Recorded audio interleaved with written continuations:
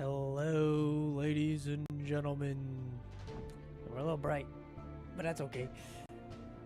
Today is the day of champions for Star Gambit players around the globe. I am JP DeBella. My name is Brennan Parks. Thank you for joining us. Today we're going to be going over the second ever Galactic Championship tournament for Star Gambit.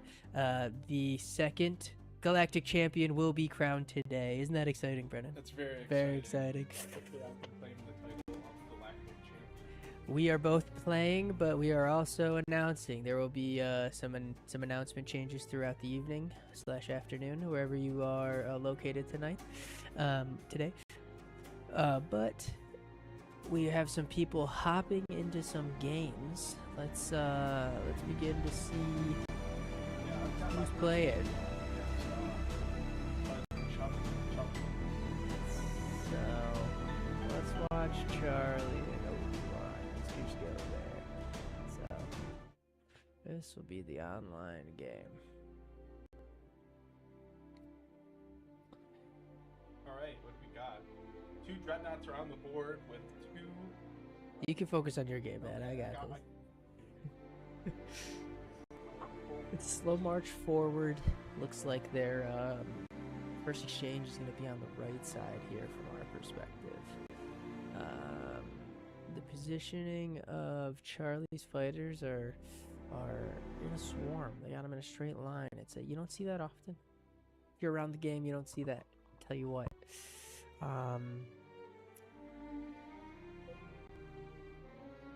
If you don't know, Star Gambit is a new game that has its beta release coming April 24th. It is a space battle strategy game. You can play on stargam.it for more information or create an account starting April 24th. I think we have another guest here. But these battles, this first game mode that everyone's playing is a battle. So we're it's the larger side field. What up? Everyone. Sweet. I thought I'm probably not gonna use it. Honestly, it's a little. We already started streaming, so it's like sorry about that.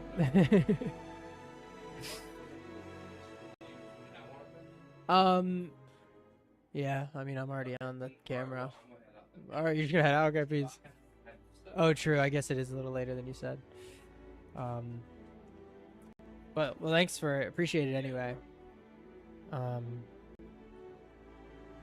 But yeah, these first 2 games of each round is going to be a battle. It's a size 6 board, which means that there's 6 spaces from the center of the board. There's more ships on this battle, which really does add some confusion overall. I think it's definitely the hardest game mode to get on the leaderboard for Star Gambit, but probably the most confusing in terms of the amount of interactions as well. Let's see. I want to see how this we got any chat. I don't think we do, but we're streaming this on Streamplace, which is what it does is it forwards your live stream to Twitch and YouTube at the same time. Oh, wow, that's pretty neat. Yeah, but this is a part of that app proto stuff that Paul was pretty involved with. That's pretty neat. But it's pretty cool. I'm in a Chublin right now. You want to watch your game for a second? Yeah. Let's do this. Ready?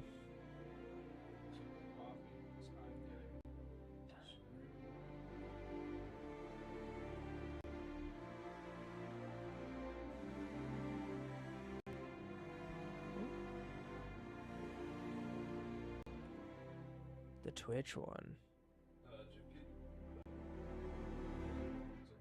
Oh, am I? Yeah. Charlie says the Twitch. I don't understand which one he's talking about, Twitch.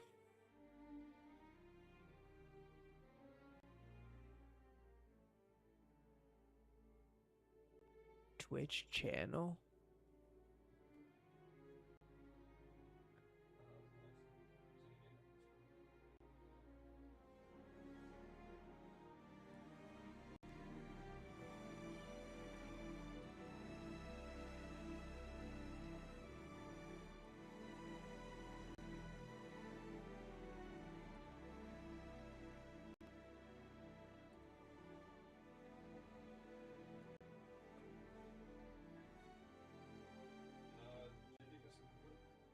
The what? The oh, it's in the chat announcements and also, but I can throw it up on the screen real quick.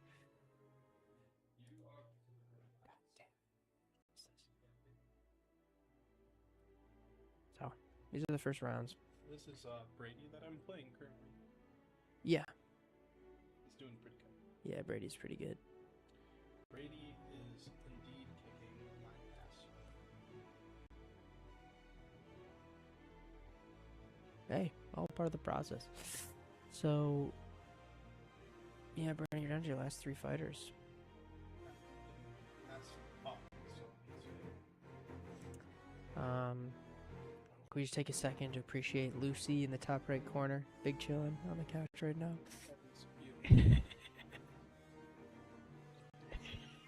I knew it would turn into a dog cam. I'm not gonna lie. Max, why don't you go give Lucy some love, dude? What do you... Oh, you're right. I forgot. That's all I can do. Charlie... Oh, so both of these are just frozen, I think, unfortunately. Yeah, that's... Well, now it is, so I don't think we can do the double at once. So I think I could just... We're live on Streamplace. We are on Twitch. It's okay. So it does say preview not live. So, do I have to add a thumbnail? No, it says optional. I think maybe the issue. B frames. Just reliability. That's not Yeah, exactly. you can stop it.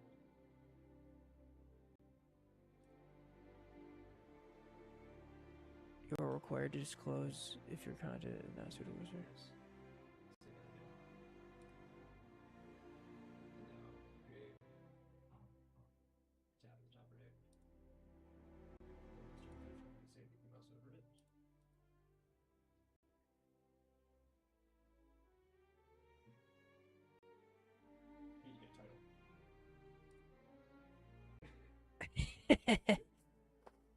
I thought it would, like, it does, that doesn't make sense. It'll push to these, but not, like, weird.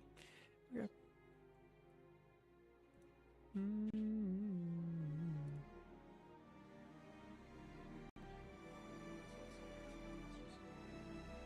Getting there. Alright, lost my first match. No worries.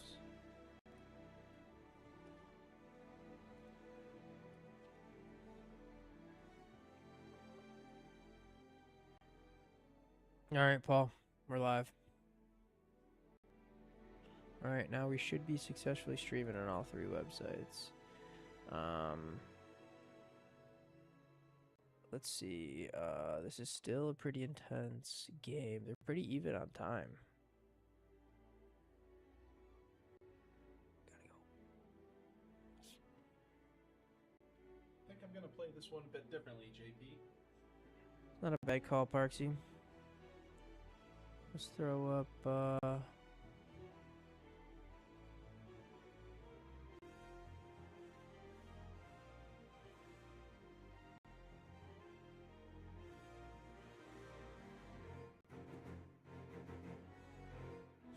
let's see, Brandon. I don't think I can watch your game just because I don't want to commentate about what you should be doing with you guys listening. I don't know if I have much of a strategy going. Well, Yeah. we're gonna go back to the This game's Charlie. good. This one's running long. Yeah. See how this next one plays out.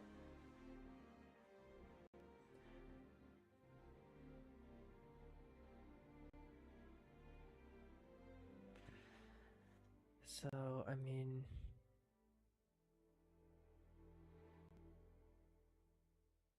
Charlie's being sneaky.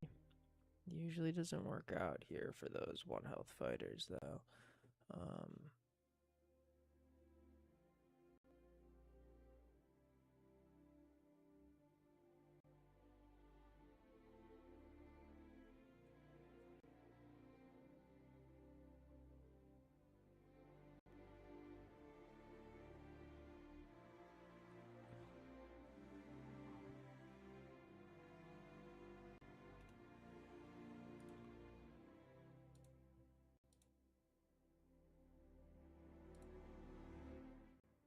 Never ever.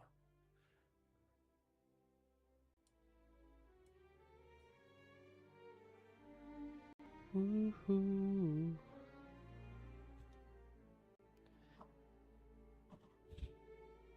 Drew is taking his time to think about this one.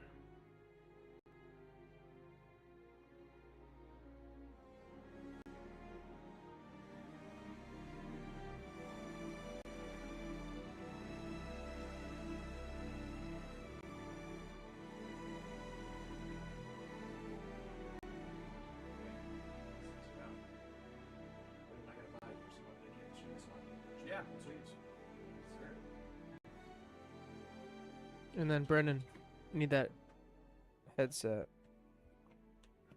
Excellent. Here we are. So, actually, no, that's a lie. You don't need that thing, Paul. This is the mic we're on. Alright. Hello, everyone. Welcome to the Star Gambit Galactic Championship Okay. 2. JP probably already got that introduction, but for anyone joining us now, this is our second ever Star Gambit tournament. Star Gambit is releasing for open beta. Anyone can play it completely for free on April 25th, 1 week from today. You should get a link in the chat to the rules of the game. So I'm going to do the tutorial for the game.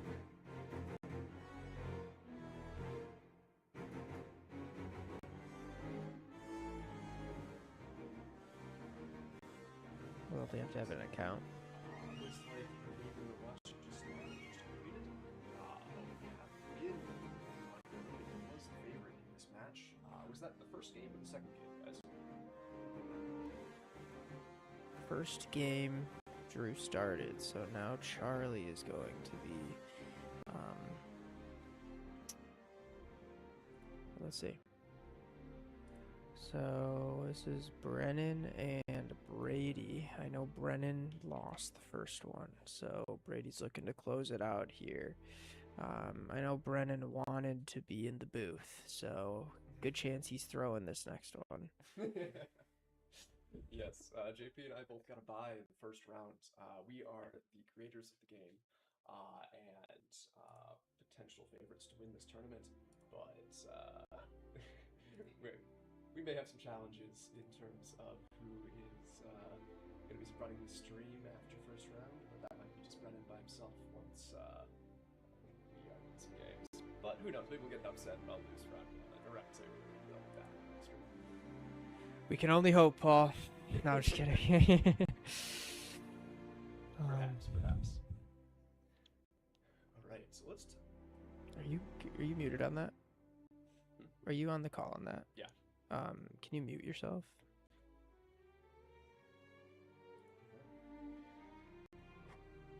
I just don't want them to hear us talking about their games. That's all. Are you muted on there? Yeah, I am.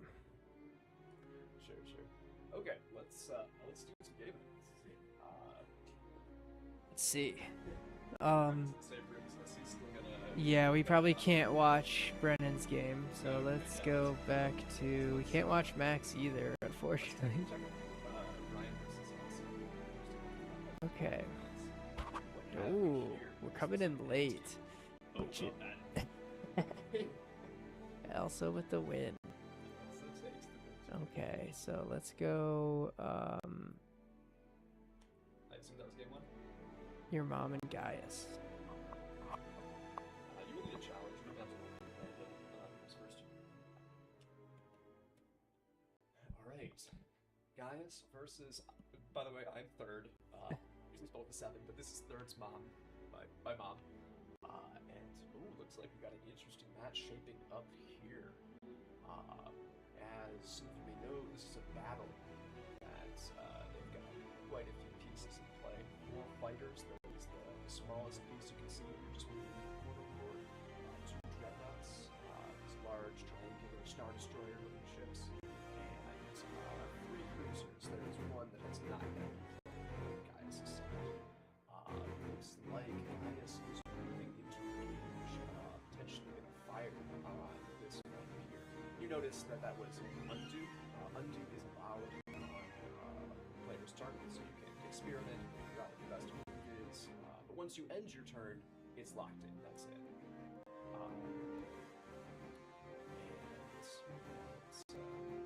Thank you, guys. Definitely taking some time to think. There's a chess clock-esque on the side. Each player started with 8 minutes on this game mode. So the longest it could go is a 16-minute game.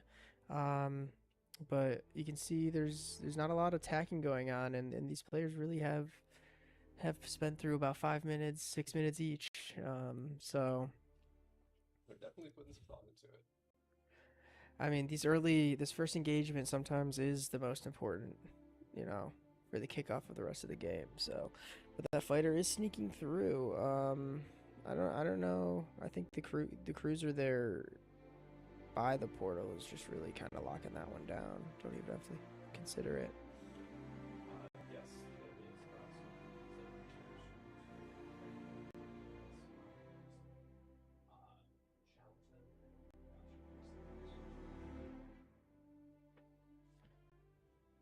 So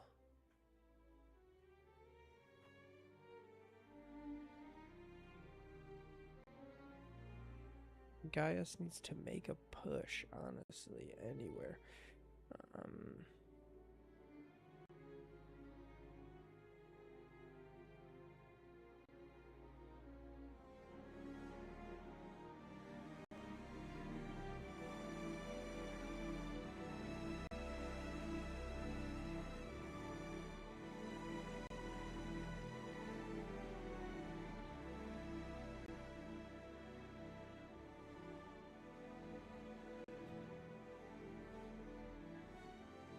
Starting to see some sprawling of the ships, but they're starting to be engaged.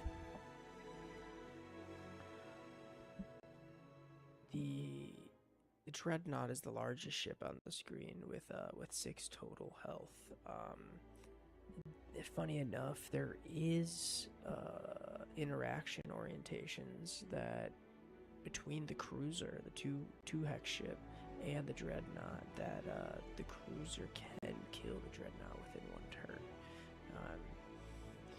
So it's something to consider. Trying or not allowing your dreadnought to really approach at certain angles, because that cruiser is just so strong and powerful against it sometimes.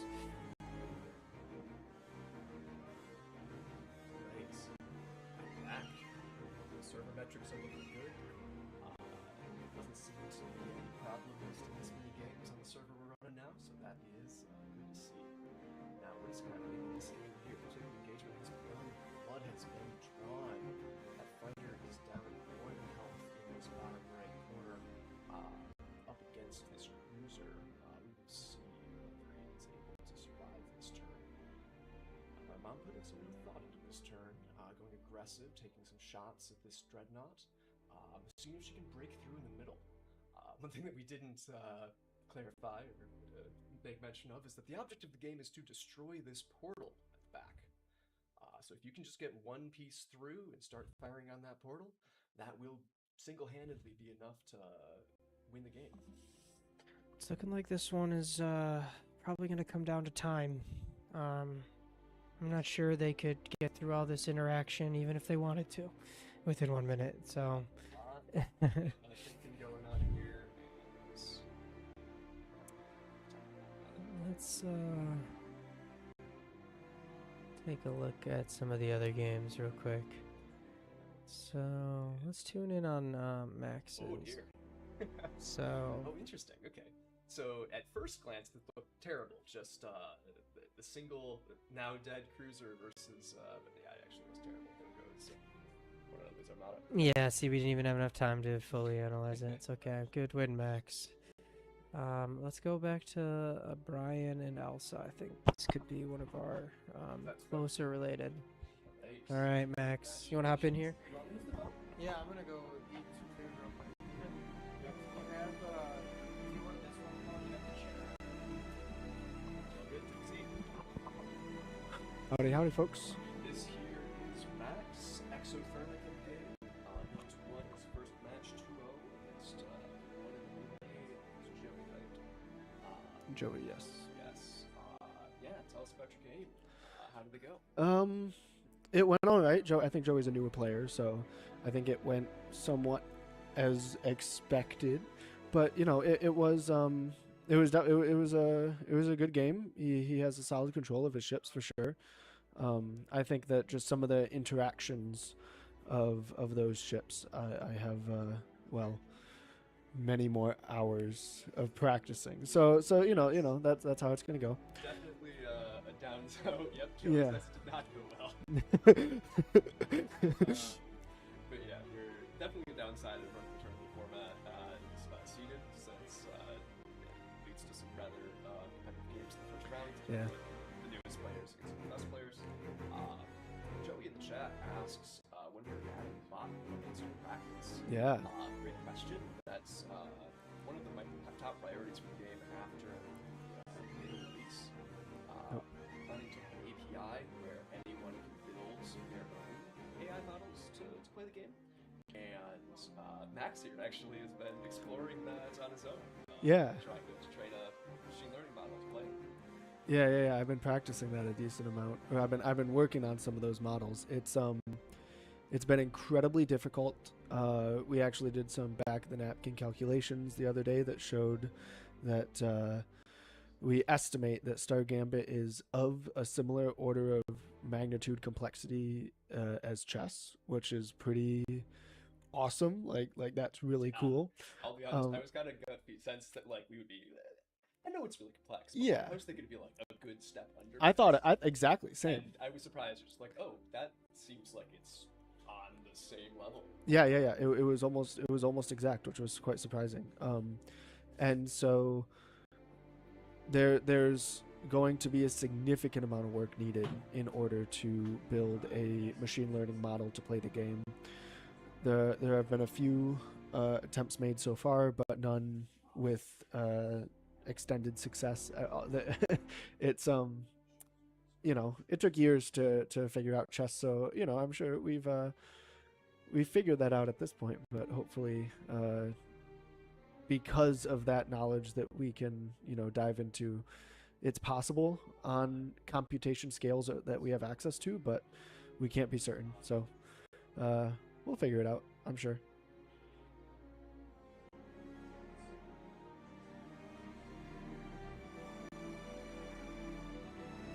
Alright, yep, so we got Lipstick, Lemon Drop Elsa against Brian Boss here.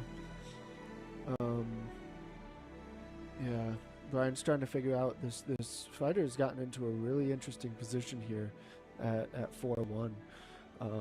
That cruiser really doesn't have an answer for it and is certainly going to die, and it's all about how Brian's going to respond after that. I think Elsa's got a little bit better of a setup on the top with that fighter, where it's a similar interaction of a cruiser and a fighter, but I think Elsa's got a better read on it here, where she's not going to let that slip by. All she has to do is leave that cruiser exactly where it's at, and that fighter has no recourse. Oh,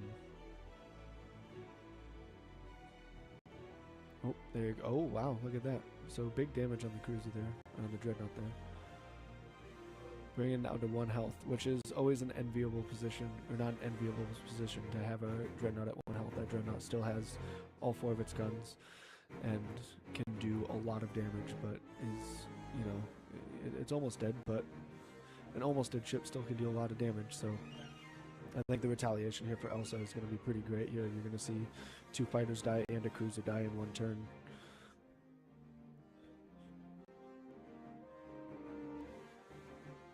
And that trade essentially for Elsa will be, in the end, positive, I think. And yeah, again, we see that that fighter we were talking about that just wins that. Yeah, but, all right, I'm back. I had to do some tournament management stuff. Where are we, Max? Are we still watching? Yep. Elsa and Brian, it's going down. Elsa's got a fighter in the back end that has really been plaguing Brian. Brian did not spawn. Oh no, sorry, that was Elsa's turn. My bad. Yeah, Brian's still got a fighter back, and he's definitely in a tough spot here. Pretty surrounded. He's gonna have to take really good engagements here to get out of this, which I currently don't see happening. But you know, He does have the Dreadnought dead and the fighter dead, so that suddenly this game has changed. Now Elsa's turn here, as he passes it back, is going to potentially be devastating. yeah. I mean, I think she can almost just pure aggress, and there's nothing. I don't think Brian really has recourse here. So cruiser in the middle of the board is definitely dead to Yeah. the row of 2 cruisers and Dreadnought. Yeah. Okay, I got the tournament again apparently. Yeah. You're good. You're good. What's that?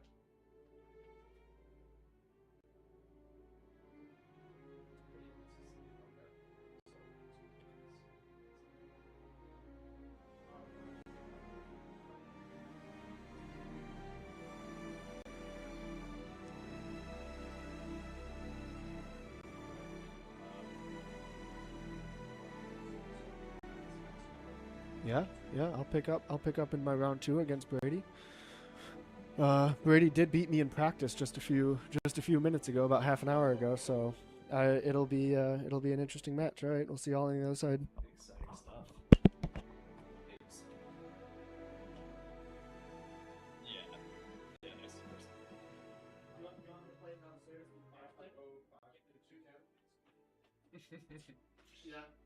Yeah. That's quite We're alright. gonna play it downstairs. He's not gonna be able to Got it for himself. Alright. Yeah, moving on to round 2 for one of our matches as matches in round 1 finish up. We have a match to watch here between Max and Brady. Max is the reigning Galactic Champion. I should have mentioned that during the stream. He won our tournament last year, and he will be a man to beat this time. He's on a mission, I tell you what. He's on a mission to beat me. I'm currently the highest rated player, but I do not hold the title of Galactic Champion, so I am on a mission to be quite fast. There's a few missions going on today. Thankfully, we learned from our returning space, our astronauts from the Artemis mission. No. It looks like Elsa is going to be coming out. Big swing there. Here goes the second Dreadnought, the first Dreadnought for Brian. Just got the 1 Dreadnought left. 5 health. Versus a 4 health Dreadnought. They both have a full fighter, which is scary. For Brian. Quite a bit in terms of material. Brian is going to have a very tough time. Oh, here. Scooch over a little. This out. We could probably assume that this is probably going to go Elsa's way from here on out, so let's check into what else is happening. We've got Brady versus Max matchup going. You may notice that the picks on the top side of the board, maybe we should call them ships. They're little hexagons. That is Shapes, maybe? shapes. Spaceships. Yeah. Floating. Yep. So that's actually what the ships looked like very early on in the development cycle, before we had any of the images of the spaceships. They were made out of cardboard, so it's a little more, reasonable of a shape. But Yeah, so that's a cosmetic in the game. More of a- specifically for our closed alpha players. players. Thank you them for playing as long as they have. All right. I believe Elsa just ended their game, so yeah. Oh, okay, let's do this. Do you want to go chat into this? Just random in the chat here. I assume you took that as Okay, so Elsa took it. Congratulations on that, Brian. Thank you for joining us and just playing as well as you did.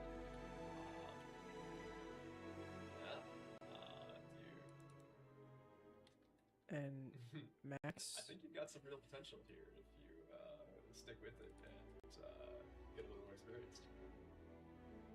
okay, so Yeah. There may be a few other people that are now out of the tournament, so they might be willing to play some games or choose to. so Charlie and Drew. Yeah, let's try to get a Charlie and Drew. We do or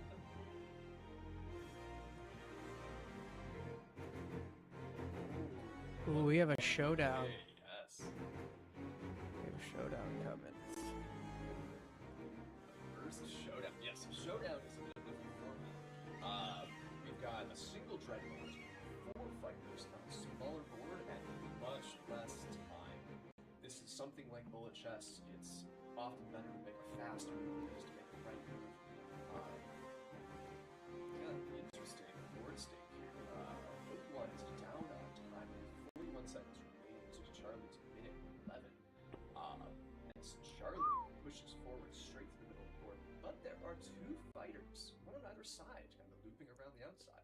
If one of those fighters could make it to Charlie's portal, that might spell doom for him. He's got to move him quick. Fortunately, he has that fighter back, which could slow down one of the fighters from Drew. So, but he chooses to go forward to the Dreadnought. Pushes the dreadnought forward. I don't know. I feel like turning. Turns the fighter around. Okay, he's decided to play defensive here. I don't know if that's the right option. I don't But either. also, He was closer to the. fighter on the left side is not going to be stopped. There's really no way that fighter can turn around. Yeah, but So, it's not like a single fighter could take out that other fighter though in a turn. It's like he would be probably getting that damage a turn earlier. yeah, if he had gone straight for the portal, with I his think he had fighter, to. That might have been the difference here. Yeah. Because now it's just looping it back, unfortunately. I think Charlie might have this one in the bag. Obi-Wan is running out of time as well.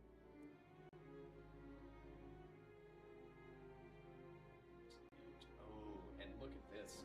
That fighter is now, even if he wasn't about to lose his portal on the bottom of the screen, that fighter is.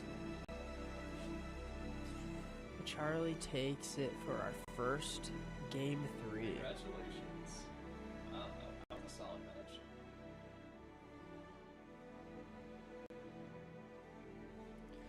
Alright, guys, and third's mom. Are we missing a player? Nope.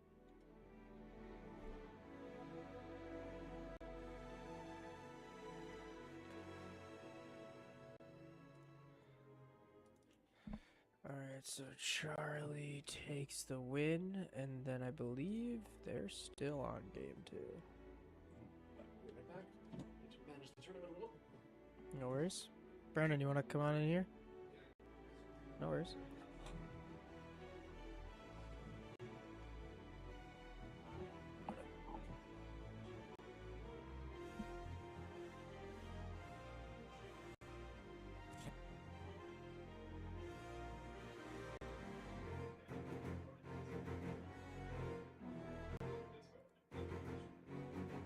Okay, so Max and Brady. This is definitely a high-level match. New players for Star Gambit do get the rating of 1500, so it might look like they are, you know, right around a beginner. But I tell you, these two have probably 100 games under their belt.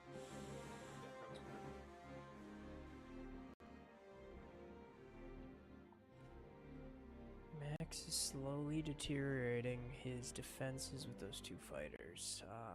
Alright, I let's do check like back. the gooding. I do like the grouping of the fighters. I have been enjoying that recently.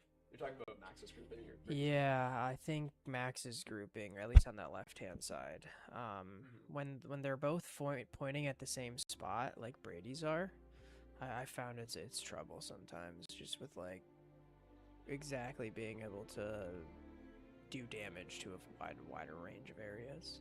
I like this. I like this, like these two right here. I like that rating because you can kind of swoop in and get that third damage on a fighter if you need to. Looks like Elsa is looking to get round 3 started. So, Brennan, you want to hop in here? Round 3. Or round 2, excuse me. Cool. Yeah, we are on to round 2. I can stay your casting for a little while longer since my opponent has not been decided yet. But we have Brennan. Welcome, Brennan. How are we doing, Paul? Not too bad. Having an enjoyable tournament. Viewing experience so far. Yeah, Games go. I'd say so. Well, Brady kicked my ass. I do indeed not got that dog in me. Yeah, I went 0-2. Oh, that's unfortunate. Yeah, pretty convincing matches. He took out all my ships. I couldn't really figure out my strategy. I tried in the first game rushing with my cruiser ships. That didn't work out too well. Then the second game, I tried to turtle and kind of keep all my ships by the home base, and that didn't work out too well for me either. So I think what really is the key deciding factor in this game, because there's so many pieces, are the fighters. Utilizing those to just get chip damage in wherever you can is really what decides a lot of these games. Oh, the fighters are crucial. I think that they're very key as a threat. If you can get a fighter around the outside, your opponent really has to respond to it. They can't just ignore it. The fighter by itself, maybe to the base, will end up destroying it by itself. Yeah, I agree with you there. A sneaky fighter is really fun and one of my favorite ways to win a game, but I think it's really difficult with how many ships there are in this battle mode. Definitely. There are a lot of ships in this match. It's going to make it very complex. Yeah, let's take a look at the Brady versus Matt. Ted Chublin versus Exeter. Todd Chublin is doing pretty well. He did beat me in the first round, so he's got my vote for this game to take the tournament. Both of these players are very strong. Max is slightly higher rating, as you can see. That's the 1318 versus 1496 on the right side here. So Okay. Max would be the favorite to win this match. But I'm told that they played a practice match just before this tournament, and Brady was able to win it. So this could be a really close one. Ooh, and look at that. Brady placing that fighter right in the armpit of the Dreadnought there. The weapons in this game are all the same. Every gun indicated by these triangles fires for 2 damage at point blank range and 1 damage farther away. And as you can see, we've just got 1 gun pointing at this ship. Yeah. It's not going to be enough to kill That's it. holding This up that ship is Dreadnought. going to survive. These 2 fighters are going to get around the outside and potentially threaten this. Yeah, that's a pretty good move by Brady here. However, Brady does have a problem here. This fighter is making him turn his Dreadnought around to deal with it. And this Dreadnought, well, one thing you'll learn very quickly is the Dreadnought from behind is very exposed. There are no guns pointed that way. It cannot turn around very quickly. It cannot move backwards. It could potentially be under a lot of threat by this cruiser. Yeah, this is a very interesting board state we have at the moment. Let's see what Brady does. Whether to turn that fighter and take out that Dreadnought, go back a few moves, or have his fighters escape. I do want to note that Elsa does have a Max, does have a sneaky fighter in the back by his home base that may be able to do some damage to the 2 fighters that are eminently coming towards their base. Right. Yeah. He decides on moving this fighter into 2 damage to the Dreadnought and losing it, which I think I might have preferred the turnaround strategy and keep it alive. Max is going for the base here with this fighter, which is definitely his favorite threat. This Dreadnought is going to have to turn and deal with that, and is not going to be long. Yeah, I don't know if it's going to actually be able to reach the other fighter. Not if he does this. This is out of range of the Dreadnought. this space actually is in range. Okay. Dreadnought can turn left and fire at that distance. That's a great point. But this is definitely a very interesting move because it doesn't take it in range of the portal and it doesn't get any damage. Yeah. But it keeps the fighter alive. The fighter can turn around and potentially threaten the portal on some later turns. Yeah, I don't know. There's definitely two fronts to this battle that we have. I don't know whether it's better to play it passive here or whether to go for the home base. I think playing passive is the right move here just because he's only down to his 3 ships and they're all at pretty low health, especially that Dreadnought being at 1 and completely turned around at the moment. That Dreadnought is not going to live for much longer. Oh, interesting. Max decides to turn his Dreadnought around instead of moving forward and firing on this one. I think that's a smart move. Because this Dreadnought is going to be dead to this cruiser unless he runs away with it. And actually, he can turn away. We'll see. Max, I think he correctly realizes the only way he loses this game is if these two fighters Yes. all the way to the portal here. Yeah. And this fighter is actually doing a pretty good job of threatening and stopping that. Oftentimes you see fighters having trouble dealing with each other. But since these fighters are both at 1 health and 2 health respectively, this fighter is able to threaten a kill on the fighter at this spot or a kill on the fighter at this spot. Yes, that would have been a mistake for Brady to touch Upland, since if he goes here, he's going to lose this fighter to a Dreadnought, turn left and fire, and lose this fighter to this fighter, turning right left, firing on that. And I need to turn it to 1. Keep it pretty. Yeah, you got it.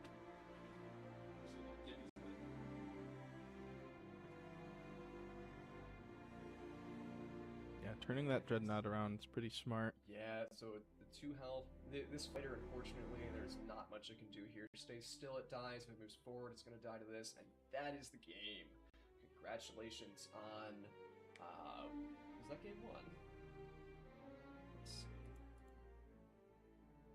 Okay, that was game 1, so Max takes the first game, but Brady still has the chance to come back here. Thanks. Let's check in. We have they are breaking the program tournament a little bit. They're playing a 3rd battle instead of a showdown, but that's okay. Let's check. Let's see. This is a match to watch. Dad versus German.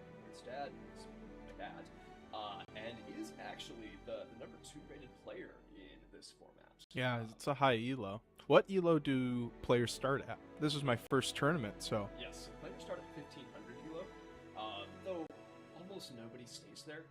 If you're brand new to the game, you're going to plummet very quickly. The rating system is designed so that new players have a lot of uncertainty in their rating. So when they lose or win a game, they're going to go up or down quite a lot, and as they play more, it's kind of going to even settle out there. But yeah. My dad is setting up an interesting engagement here. Oh, and Charlie decides to take the first shot, taking out 2 ships to start. Wow. Okay, this may be going poorly for my dad. This might be upsetting.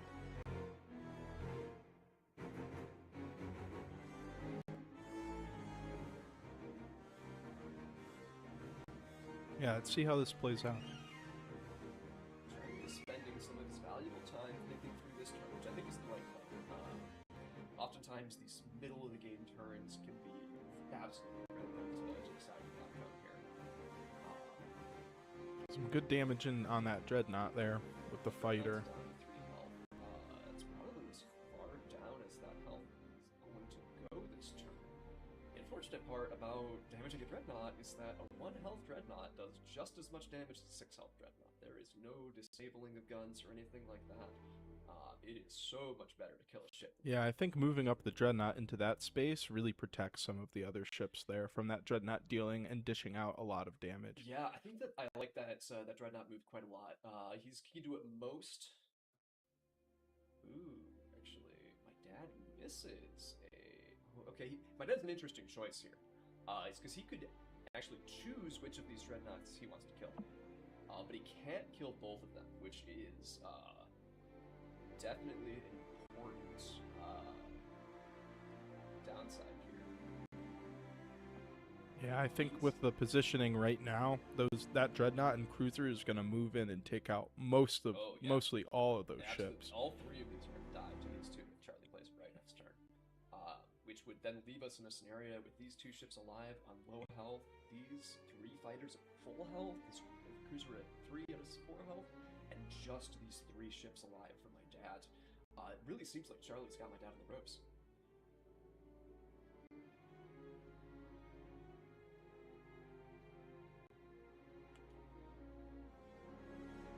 Let's check back in on Guardians versus Population. Taking some time to see those. Aggressive fighter on the left side of the guys.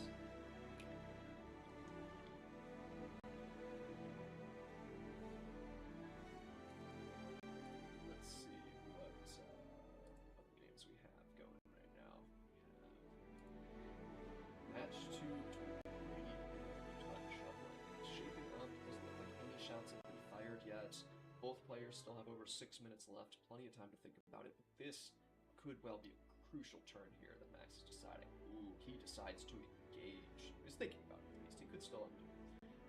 But with 2 damage on that cruiser, he can get 2 more damage on it. His other fighter moves forward, turns right, but he can do so. He does not do so. He just moves that. That's an interesting choice. Decide about that.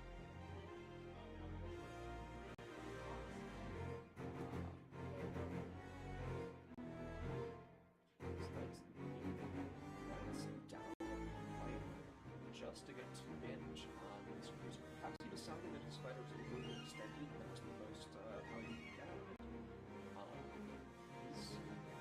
Brady's got a pretty solidly dense arrangement here. Now he decides to take that fighter and take out that cruiser. Yeah, I think that's the right move on that trade. Those fighters can really get in for some damage, and they're willing to sacrifice. Still staying a bit turtled up with his fleet all in the middle, kind of home base of the board. It's a good play. Not overextending. Yeah, he gets 1 damage off on that cruiser. I think Brady's feeling a little bit jammed up here. This dreadnought specifically is going to have a hard time advancing and joining battle with this cruiser in front of it. But Max, again, is down material here. Has lost 2 fighters and only killed 1 dreadnought. Or, sorry, 1 cruiser. We will see how it plays out for them. Back to the Charlie versus thirds. Oh, okay. Is that better? Oh. Well, yeah, that's fine. The main mic. I'm listening. Okay. Yeah, we just had the wrong mic on, so you guys probably haven't been able to hear me at all. Sorry about that. Let's get a little bit of music. Okay, that should be better. I think we had stream chat. So we did this. Gotta have that chat up. Let's keep that chat up.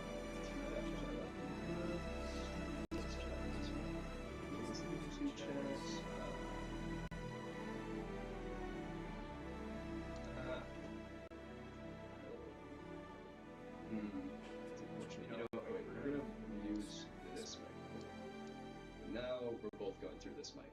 Perfect. And we should no longer be echoing. Hopefully that is better. Thank you for comments. That's up. Hey, cool. Where are we on this game? Brady? Charlie versus Thirds Dad. Ooh, look at that. Charlie has a significant material advantage with all of these ships. Just these 2 1-health fighters left for Dad. They are bearing down on this portal. Charlie's gonna have to play fairly precisely to make sure he does not lose. But of course, he's got his own threats. These ships are headed towards my dad's portal. And this should be fairly straightforward for Charlie. Oh, looks like Airfox. He should be on pro, so he's not free. things like that.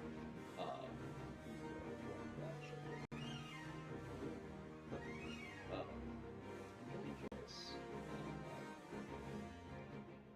3 damage in. down to 3 on this portal. This fighter is going to be able to take out one of these 2 fighters next turn. Tell me that. Yeah, this is an interesting position.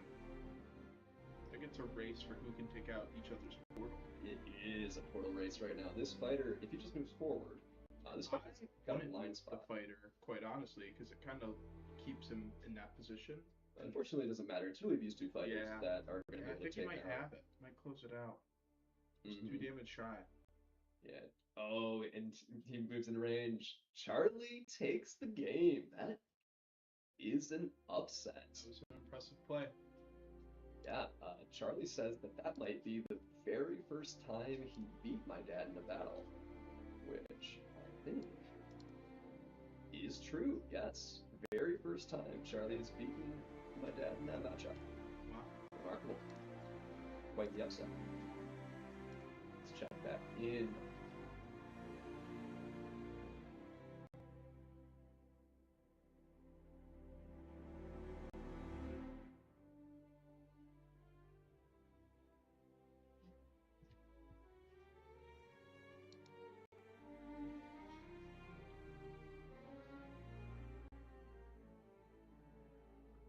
Okay.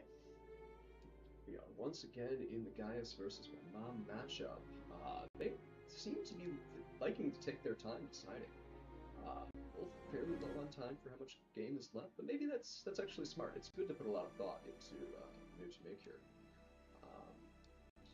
Material-wise, it looks like Gaius has a significant advantage.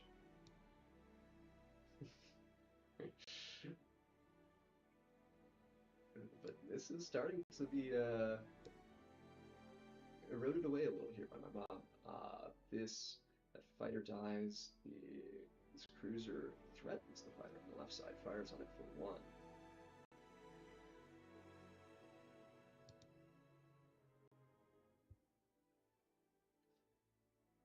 And this is shaping up to be an interesting endgame here. Fortunately, turn here. Holds. Was this new or was Yeah, I just corrected it. Okay, cool. We're good. Yep. Sweet. Yeah, let us know if there's any further audio issues, because none of us are particularly experienced streamers. We did some test runs, but not enough. Okay, what is happening in this match here? We've got... Gaius leaves the fighter alive, making its way to base, firing on it for 1. We've got an interesting battle shaping up in the middle here. 3 cruisers and this dreadnought turning versus 1 cruiser and this dreadnought. Really does not seem too great for my mom here. It is a significant material difference. That she's going to be able to get him. Oh, she managed to kill. Oh, she managed to kill 2 of them. Okay, this is turning around. This dreadnought, unfortunately, will lose its life next turn to this cruiser if Gaius sees that, but he has some problems to deal with. He also has a problem of his own for my mom. This fighter over here has free pass straight to this base, so that is putting a significant clock on this game, and we will see if my mom can do anything about it. How is the bracket looking here, Paul? How is the bracket looking? Good question. Yeah, this game's conclusion looks pretty foregone with this fighter that is basically home free. Let's see, this is game 3, so we'll report that result in a moment. Let's see what results we have gotten since then. Oh, do I have to switch the scene to show the bracket? No, it's on a delay. Gotcha. Increase the mic more. Yes, just a moment. Yeah, but what results do we have? Do we have a Brady Max result? Or not JP result? I don't know if we do. Let me adjust the mics here. Go ahead and do a test. Test. best test. Alright, I think that's very good. The music's Music is a little loud. Let's adjust that so it's just under us in the background. maybe a little lower than that. We don't need to have it be too loud. Yeah. Cool. Alright, let's get that screenshot of the bracket to our players so they can see what's changing. No, I think we need do we have a different scene for the bracket? Yeah, we have the bracket scene. Okay. Yeah, here's the bracket. Here we go. We know how to run a stream. Yeah, professionals. Oh. Alright, so we've got the buy round for Terry, JP, and I. I am the only person who has not started my round 2 match since the Gaius Karen match is continuing and has yet to resolve. Oh, it sounds like they just did resolve. We have a victory for Gaius. That's going to be our completion of round 1. Spell it. Alright. Congratulations, Gaius. Thank you very much for playing, Mom. Alright, looks like we're in the quarterfinals now. Paul, I think you have a match to get to. So I do. Before we get that started, let's check in on the Brady versus Max matchup. Yes, thanks for playing. Max versus Brady. Oh, I think their game may have ended. Here we are. They are in game 2, it would seem. We recall Max won game 1. Okay. Eventually we'll have a 1-0 or like in the tournament bracket. Gotcha. So this is the quarterfinals match. Oh, we are not sharing the right screen. It's, I think it would be the oh, is that second game. we're in the wrong one? It's this screen that's being shared. Here we are. Okay, we are in game 2. It looks like we are coming to an end game here. Who is winning though? We've got 3 fighters still alive for Brady, all of which have lost some health. We have a Dreadnought that is barely hanging on, but is still around, and these 3 fighters that may still have something to say. Yeah. This one fighter is making its way towards the base, as is potentially this one who is turning around. Yeah, I do want to note the clock too. They're down to their last 60 seconds here for both players. True. And Max is down to less than 30 seconds. Okay, so so may Matt, become quite a factor for his team here and quick decision and making. I think Brady's making the right choice here, ignoring. Well, he actually managed to kill this cruiser if he wants to. He decides not to. Yeah, I think that might be the right call. It potentially doesn't matter if these 3 fighters are able to make it to that base fast enough. Yeah, this one might be a race. It sure seems so. This fighter's closer. This fighter's going to be able to do 2 damage right now, but it is going to take 2 more turns of this to take out that base. 2 damage and then 2 damage. And, oh, Brady fires for 1. Brady is going to be able to kill Max's base on the very next turn. Max is going to be able to take that base down to 1 as long as he doesn't lose on time here. Oh, this is getting down to the wire. Oh. He's down to his last 10 seconds here. Come on, Brady. Oh. 5, 3, 2, 1. Are we desynced here? Oh, I think we... Whoa. What happened there? Let's see what... You might have I think timed the out. game ended, or we didn't have a resolution there. Looks okay. Brady won that game. Looks Okay. like the Okay. very end of it was Wow. yeah. So he ended his turn, and we were able to Wow. take out That really came base. down to the wire on What that a last match conclusion! there. Down to 1 health on that fight. That's base. as close as it gets in this tournament. That is as close as it gets.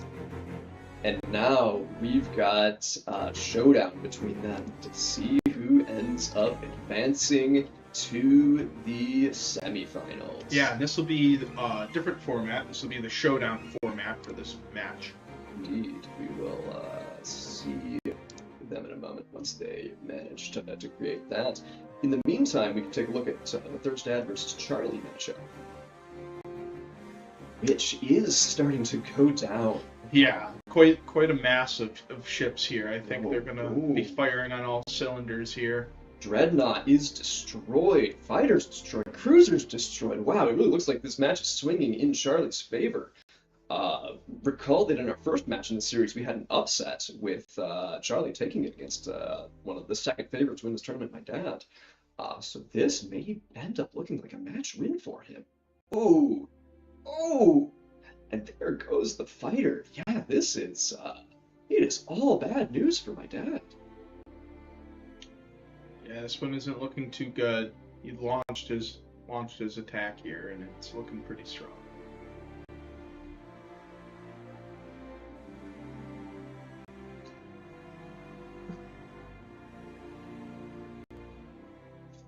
All right, we can get our match started in a moment here, guys.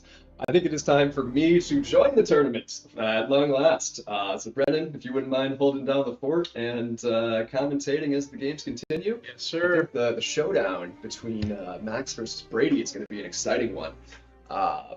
We will see who is able to take it here. Good luck in your games, Paul. Thank you, sir. Right.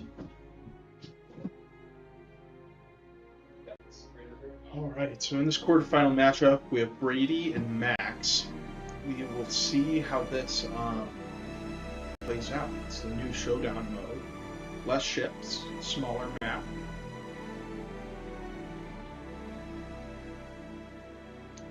Let's see our brackets. All right.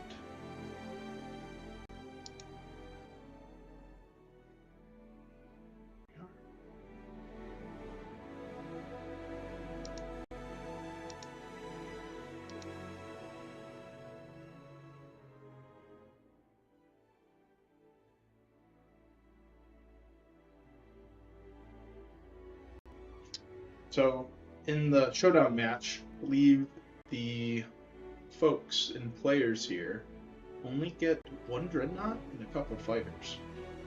So the dreadnought's really a big piece of this, and how it's maneuvered with the fighters. Also less time, so they're meant to be quick games.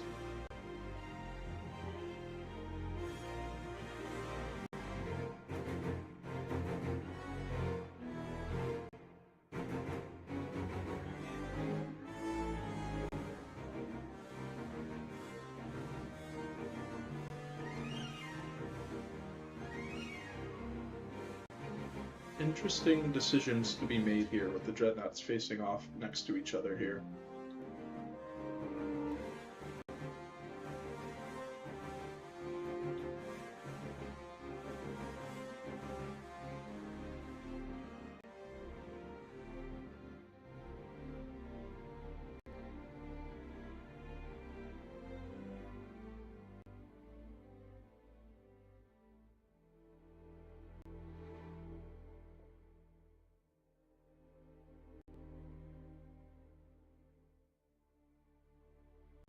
Wow. Max takes out the dreadnought. There's not much Brady can do here.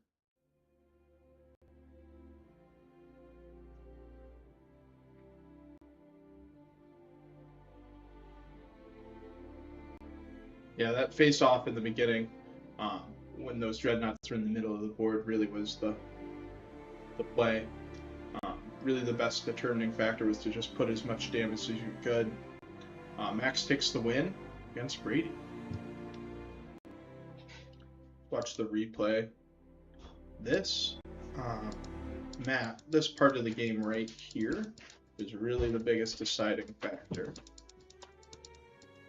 Oh, and we have Max to join us to walk us through this replay. How are you? Doing well, doing well. All right, I want this match in the middle. Yeah. This was one of the biggest deciding factors we have here. Yeah, I had him in a really tough spot here. He committed. Am I on audio? Yeah, absolutely. Okay. Yeah, I had him in a really tough spot here. He committed to taking out that early fighter. So if you go back like another turn or two. Okay. Yeah. So when he right when he on his turn, the previous turn actually, like the first engagement here was really what settled it. Just because he committed to taking out a fighter that was here and gave me some retaliation that put me in a really good spot. There were a few things that maybe could have gone differently here. I think if he hadn't moved his dreadnought forward on the previous turn. Yeah, if he I had think left it this back. turn for Brady was really the biggest one, because him moving his dreadnought further and putting some damage on your dreadnought really is the decider of these games with having the most health. I think he really needed to press on that dreadnought more than he did with those fighters. But if he presses on the dreadnought, my fighter on the left and my fighter on the right both break through free. Yeah. So I mean, I think the game was decided before this turn. Okay. I think the game was decided actually in the first engagement, all the way back. Here. Well, actually even before this, on his choice to kill this fighter on this turn. I think so. I mean, I really forced his hand. His fighter was a little bit out on that -2. So I decided to force his hand by putting my fighter there, knowing that if he wanted to kill it, he'd be committing on board. He would be committing a lot and losing both of his fighters. So, I mean, I think that first engagement was, and maybe he just didn't see that I could kill both of those fighters in retaliation. But from there on out, I think I have him in a really tough spot. Yeah, definitely. All right, let's see how our bracket is looking. So that was the quarterfinals game, correct? Yeah. All right, let's pull that up and put you into the semifinals. I'm gonna have to play Paul. Maybe. Guy still has a chance. Guys, yeah, he could. He's been playing I'd love well. to see that. Has he? I'd love to see that. I'd love to see that game. Yeah, let's pull up that game. Let me navigate the menus here.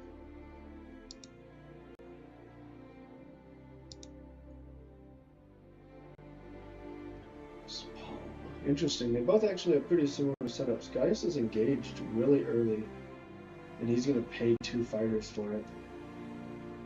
But he's going to get a dreadnought for 2 fighters. And of course, Yeah, it's a pretty good trade. We have these conversations all the time, right? And it's like, okay, what is a good trade there? Is 2 fighters for a dreadnought worth it? I don't know. I think it often depends on the position, but making that trade really early on, and I think maybe not. One of the things that he didn't get with that trade is he didn't force Third to make any conceding movements where he puts the rest of his ships in a vulnerable spot in order to get the kill on the fighters. Okay, let's see how this shakes out. Usually the middle of the match here, when all of the ships are facing each other, is really what decides the game for a lot of these larger battle game modes. Yeah, Paul, interestingly, he's partially engaged here, but he hasn't fully committed in. I wonder if he's just thinking about it. Yeah, I'm taking this dreadnought here. Oh, sorry, yeah, guys. Yeah. Gaius is taking down this dreadnought. Let's see how he does it. That's good for sure. I like that move.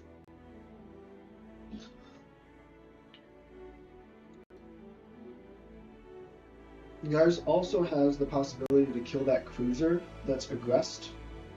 I think he really needs to take out this dreadnought. Yeah. That's a moving it further away, I think, is the play there. Really? Yeah, maybe. I mean, moving your big boy away from the middle of the field. It's possible for the right decision. Reaggressing into putting the much damage on board right now, I think, is the best move that you can make. Reaggressing into the center. Attack here. I see this. This is going to go Paul's. This is going to swing Paul's way in a big way here. All right, let's see how this shakes out.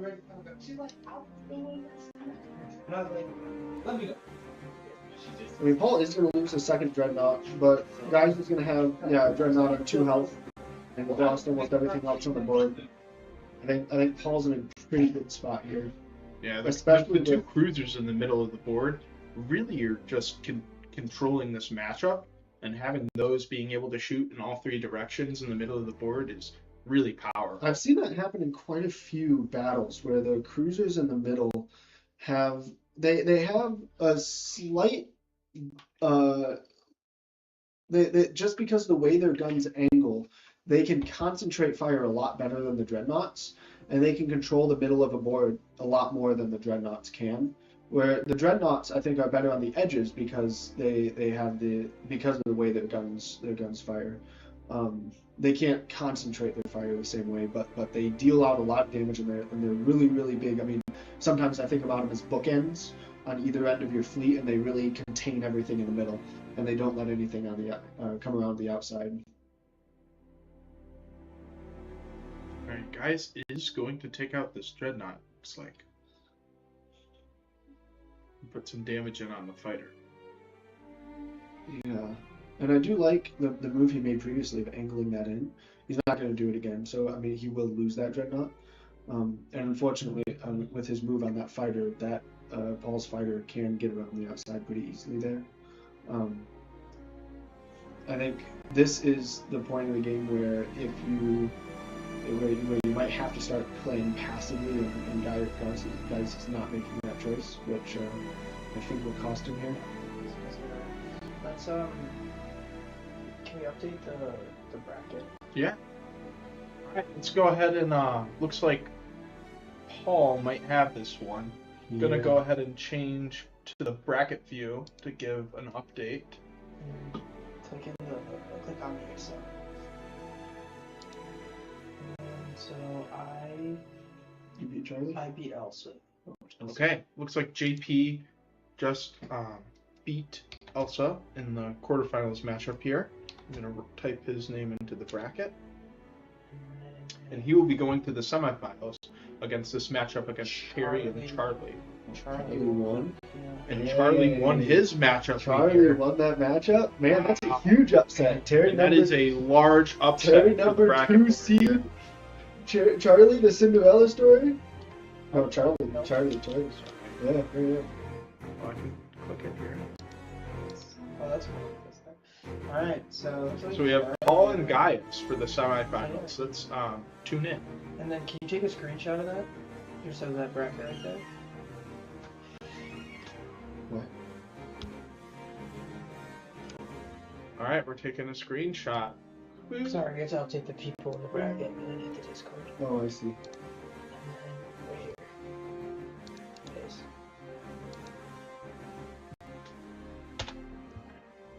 And then you can go back to the game view and Alright, do whatever you want. looks like we're going back to the game view.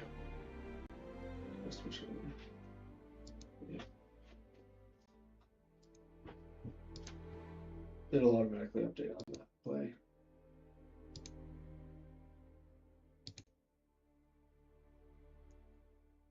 If you hit play, it'll automatically pop up when there's a game. Okay. Yeah, so it looks like they're just trying to get the game going right now. Alright.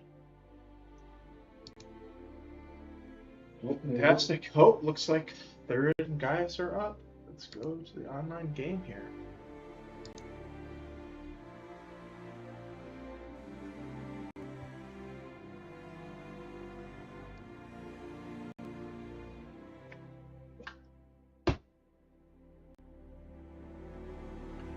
Ooh, Paul doing the opposing dreadnought opener here, where he sets up his dreadnoughts, kind of to be what I was saying last match, of those bookends where you get them to opposite sides of your fleet.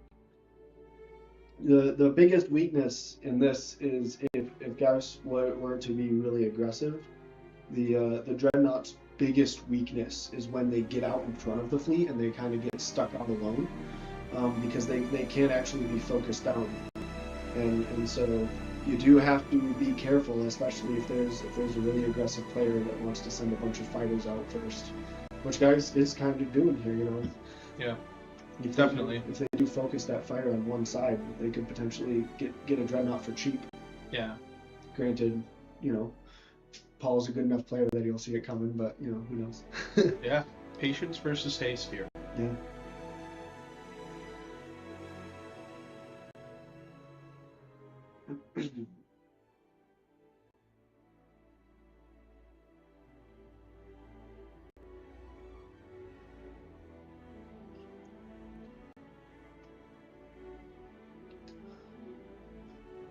Yeah, this triple fighter opener is interesting for you guys. I just tried to play that against Brady, and that's how I lost the second battle against Brady. Okay.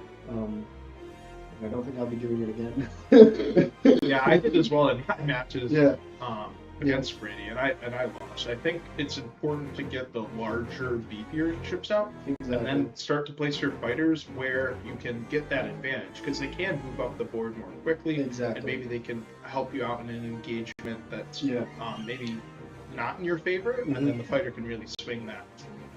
Yeah, I think those engagements. I think the fighter is just so critical for engagements that if you lose too many of them early, it makes it really, really difficult to make engagements. Granted, I did only lose that game by a single turn, and in review, I saw where I lost that game. I think I could have won it if I had made a choice differently. But nevertheless, I put myself in a pretty bad position from the start. Yeah, like those dreadnoughts really just having a really good hold on the board and really good board presence right now for Paul. Yeah, he's gonna clean up that fighter on the left here. Now it is gonna put him in a not great position. I mean, both of his dreadnoughts here are going to be facing away from the middle of the board, especially if Geist decides to continue to push this fighter, which he can do. And both of Paul's dreadnoughts facing away from the middle of the board. I remember actually the first Galactic Championship tournament. The reason I beat Paul in one of the final games was because I was able to get him to turn his dreadnoughts around in a pretty compromising position. Yeah, I think they're in this case. I think they're going to be able to clean up those fighters as we just saw, and then get back into position. I agree. Is the key part of this. Yeah. Yeah, the follow-up wasn't quite there for Geist. Yeah, and having 3 of these cruisers for Paul that are going to start to dominate the middle of the board and really control and have those fighters at full health and facing in the right direction positionally, since they can only move forward. Yeah. I mean, I am seeing potentially, I am going to have to play against Paul. I am seeing maybe some weakness where, he isn't supporting his dreadnought on the right side at all. And maybe he knows that he doesn't have to because of the position of the ships, but potentially some follow-up could be made there, because that dreadnought is, if there was another fighter with, if there was a fighter on the outside of his dreadnought at 5-0 or somewhere on the right side of Geist's dreadnought, I think that would actually be a pretty strong engagement for him to take.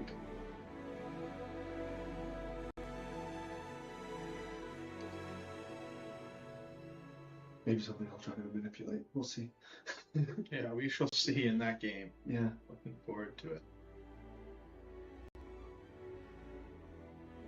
I guess I am making an assumption that Paul wins this.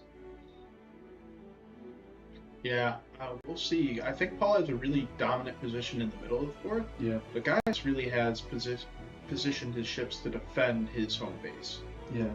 So it's really whether he can defend his home base in this situation, I think. Yeah, exactly. I think it will come down to. It looks like Paul really has surrounded him. I don't know if that's the play or whether it's better to be turtled up here, because that Gaius at any moment can start moving the ships and strike and really take out a good portion of Paul's fleet if he decides to. I mean, I don't see actually almost any ship on Paul's side of the board that can be killed. All right, it looks like Paul makes the first strike and extends a little bit here. That's a good. We'll see what Gaius does here. Yeah, I mean, Gaius is turtled up, but Paul is a master manipulator of these pieces. He is only engaging where he knows he can either, be hit or take losses. And you see, I mean, he's not even going to take a single ship loss on this entire engagement, and his recourse is going to be his retaliation on this attack is going to be pretty powerful. I think he's going to kill everything but the 2 cruisers in the back if Gaius moves this dreadnought forward.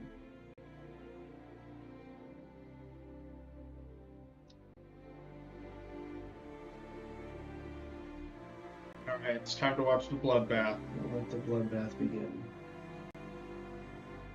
Oh man, there goes the dreadnought.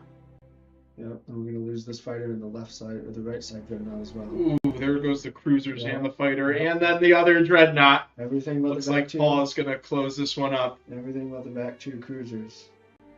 It was a dark day, a bloody day. Yeah, that's a tough one. Looks like this one is sealed. Yep. Man, and now I have to play against that guy. So, Well, son best of a of luck to nutcracker. you. Yeah, we'll see. We'll see how it goes. No active games at the moment. Let's go ahead and update our bracket.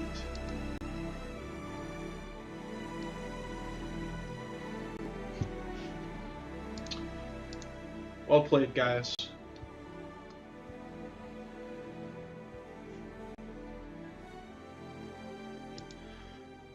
Alright, so that brings us to our semifinal match. We have Paul against Max and JP against Charlie here. I'm sure they'll be starting their matches soon. So let's take a look at the lobby.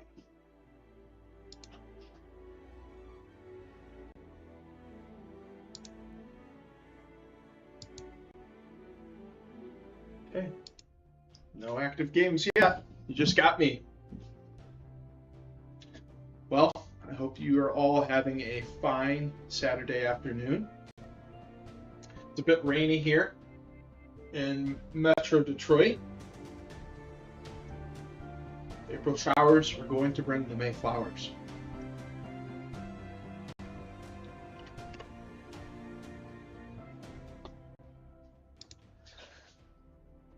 Oh, and we have Paul to join us. Paul, take us through that match. I'm back.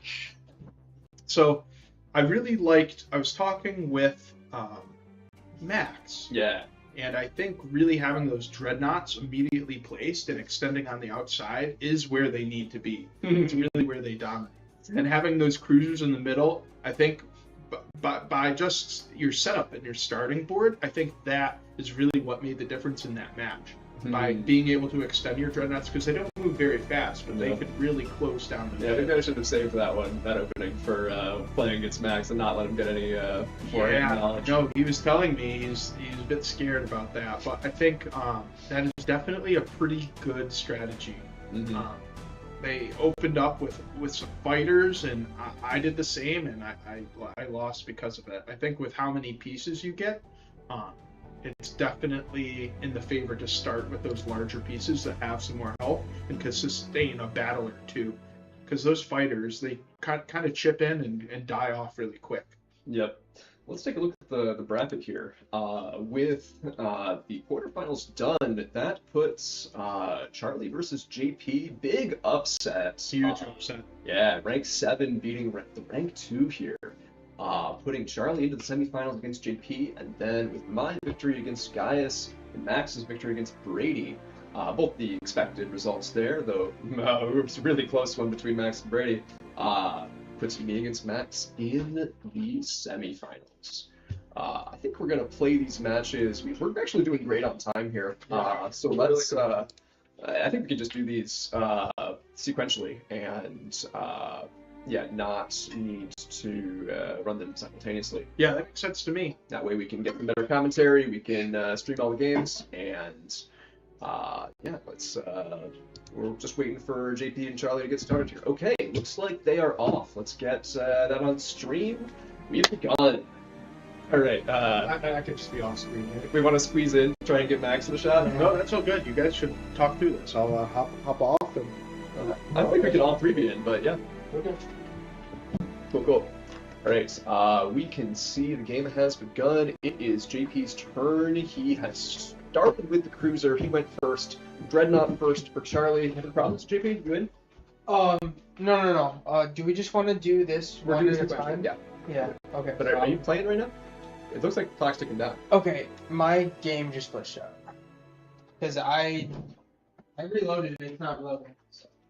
Okay, but just restart the game. It was unrated anyway, so they can. They screwed it up. They made it an unrated game, so clearly that was the problem. And soon we will have the semifinals on. Can I need this out of the way so I can see? Are either of them in call such that they can hear me when I speak here? I don't think so. But yeah, we're using this mic, and yeah, I think I can do this call. Yeah. Neither Charlie's in the call, but neither of us are. Okay. Might go in the calls. Cool. Yeah, I think Charlie might be listening to the stream, but we can. What kind of delay are we on? How do I control that? We should have some sort of. I know that there is some delay. There might be like 30 seconds. Well, we should tell them to not listen to the stream Yeah. if they're playing. Let's. The stream's sniping. Can you see that on the living room cam? Yeah, we got you on. Exactly, yeah, we got you. Oh yeah, you're on the cam. I probably can't hear you though, but all right. Let's see if they have got the game going. Oh, they have begun. We missed the beginning of it. Oops. Here they go. I think this was the one that maybe crashed. I don't know. No, they're still playing. So Okay. yeah, we've got Charlie versus JP, Volatile Newt. JP's got an interesting strategy. Looks like he led with 2 fighters rolling up the left side, trying to flank around. And while meanwhile Charlie pushes his dreadnought up through the center. Let's see how this will unfold. A 3rd cruiser played first by JP. A bunch of cruisers all centered in the middle, but try and push their way forward. I've noticed that you do that as well. You like to have your cruisers in the middle and your dreadnoughts on the upside. And I think that's probably the correct way to do it. That's not what I've been doing, but I think that's a decent way to do it because I think one of the things that I've been thinking about recently is the concentration of fire, where the dreadnoughts they have a broad range. They can shoot over a much broader area, but they can't concentrate fire on any one location nearly as much as the cruisers, which can concentrate fire on individual locations, I think, much greater. Oh, I think I just realized why this isn't working. We're logged in as JP. Oh no. Alright. That might be okay, let's hit the bracket for a second and let's not be logged in as JP, because I don't think he considered that.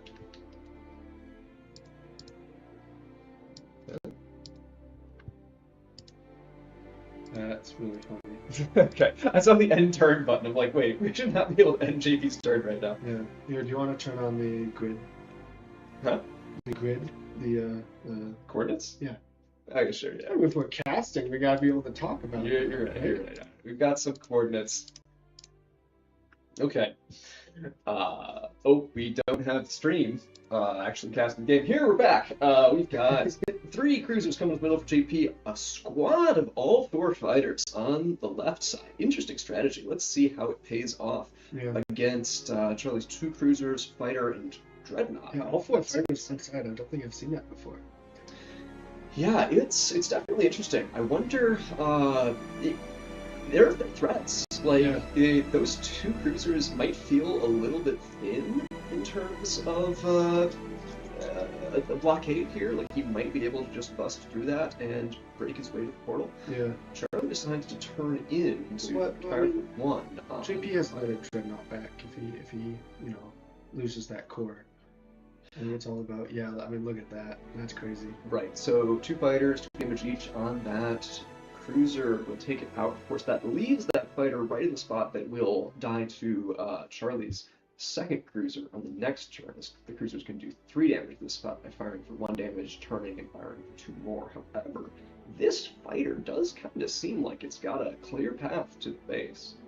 We will see whether he's able to take advantage of that, whether his dreadnought decides to turn around, or if this fighter decides to try and defend. So much aggression here. Yeah, JP decides to shove. Shove all in. Much like in poker, just pushing everything forward is committing. I mean, and it is, he's done some damage here. Let's see, what can Charlie kill? He can kill the front. No, he can't kill that 3 health. He can kill this cruiser. He can kill that cruiser with the fire turn fire from the dreadnought. Yes. And the cruiser on the other side. He can kill this fighter if he takes this cruiser in. Gets 2 damage there. Oh, he actually can kill this cruiser with this fighter if he'd like. I didn't see that. Yeah, he could have killed this fighter instead if he wanted to, by doing that before the turn. Yeah. Decides for 2 damage on this cruiser instead. Okay, he's really thinking that. Maybe not. Maybe he doesn't see it. Maybe not. Maybe he doesn't see it. Yeah.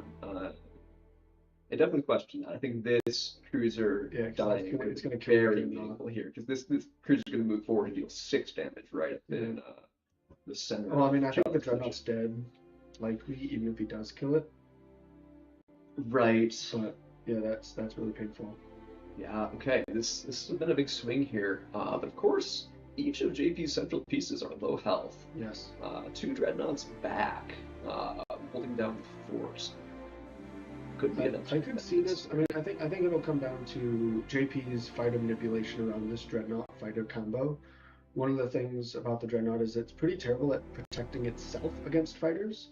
But if it has a wingman, if it has a fighter or cruiser along with it, usually, you know, in a position that can sweep the front edge of that Dreadnought, if it gets some fighter scum stuck on it, then it can then that Dreadnought's in a much better position. It can't really defend itself though against a full health fighter very well. Mm-hmm. Definitely. So we have 3 fighters coming up the left side, and just the Dreadnought fighter to defend things. Looks like JP's losing a good chunk of the Separatist board here. Charles, we need to figure out the right way to do it to take out both those fighters, but he should be able to.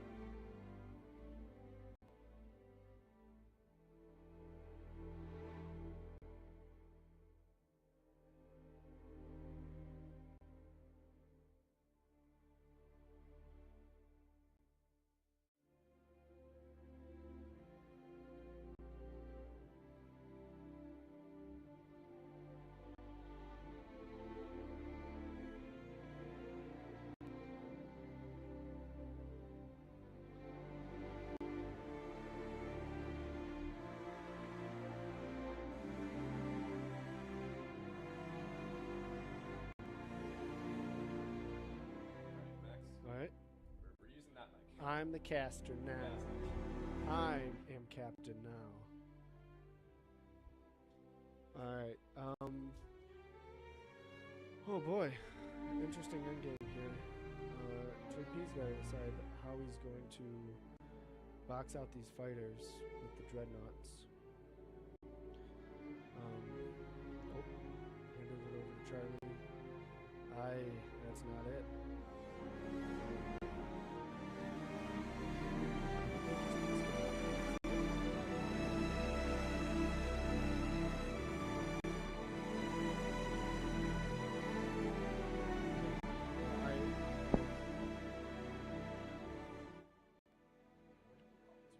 Oh, I think you have to change this one, the microphone, to...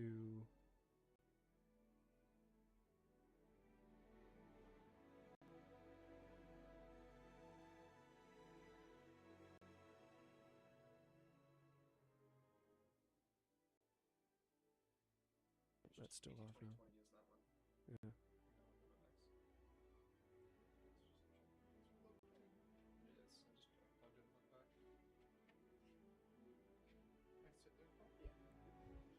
Yeah. So we just don't have anything here.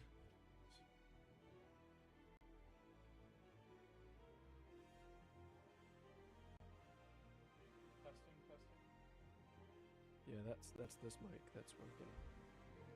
Is this mic going to the stream or no? JP1.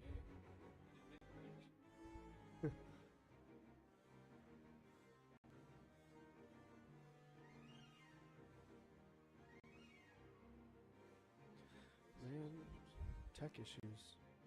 Is this mic on the stream though or no?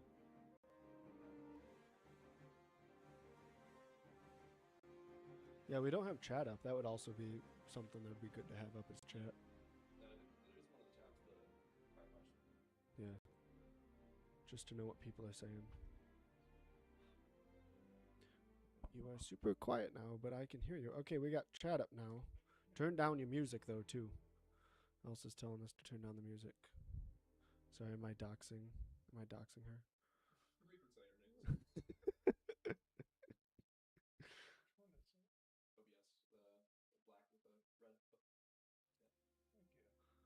So this is the music. Oh, it's this one.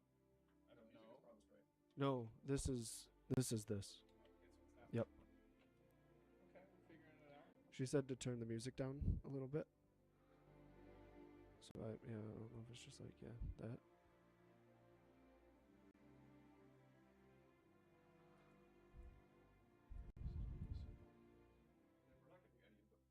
Yeah, there's just no input from it.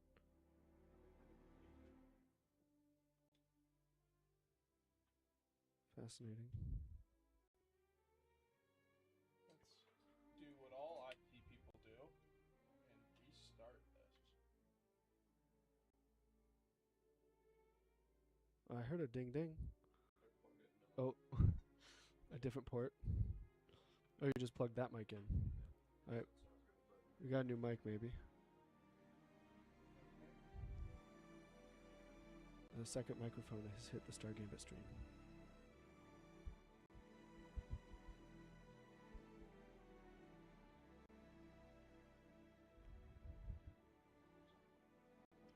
Yeah, that's really weird.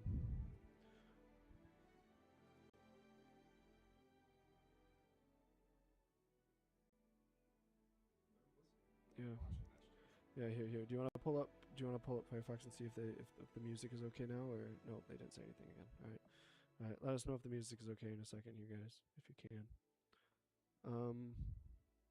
All right, we got JP and Charlie up.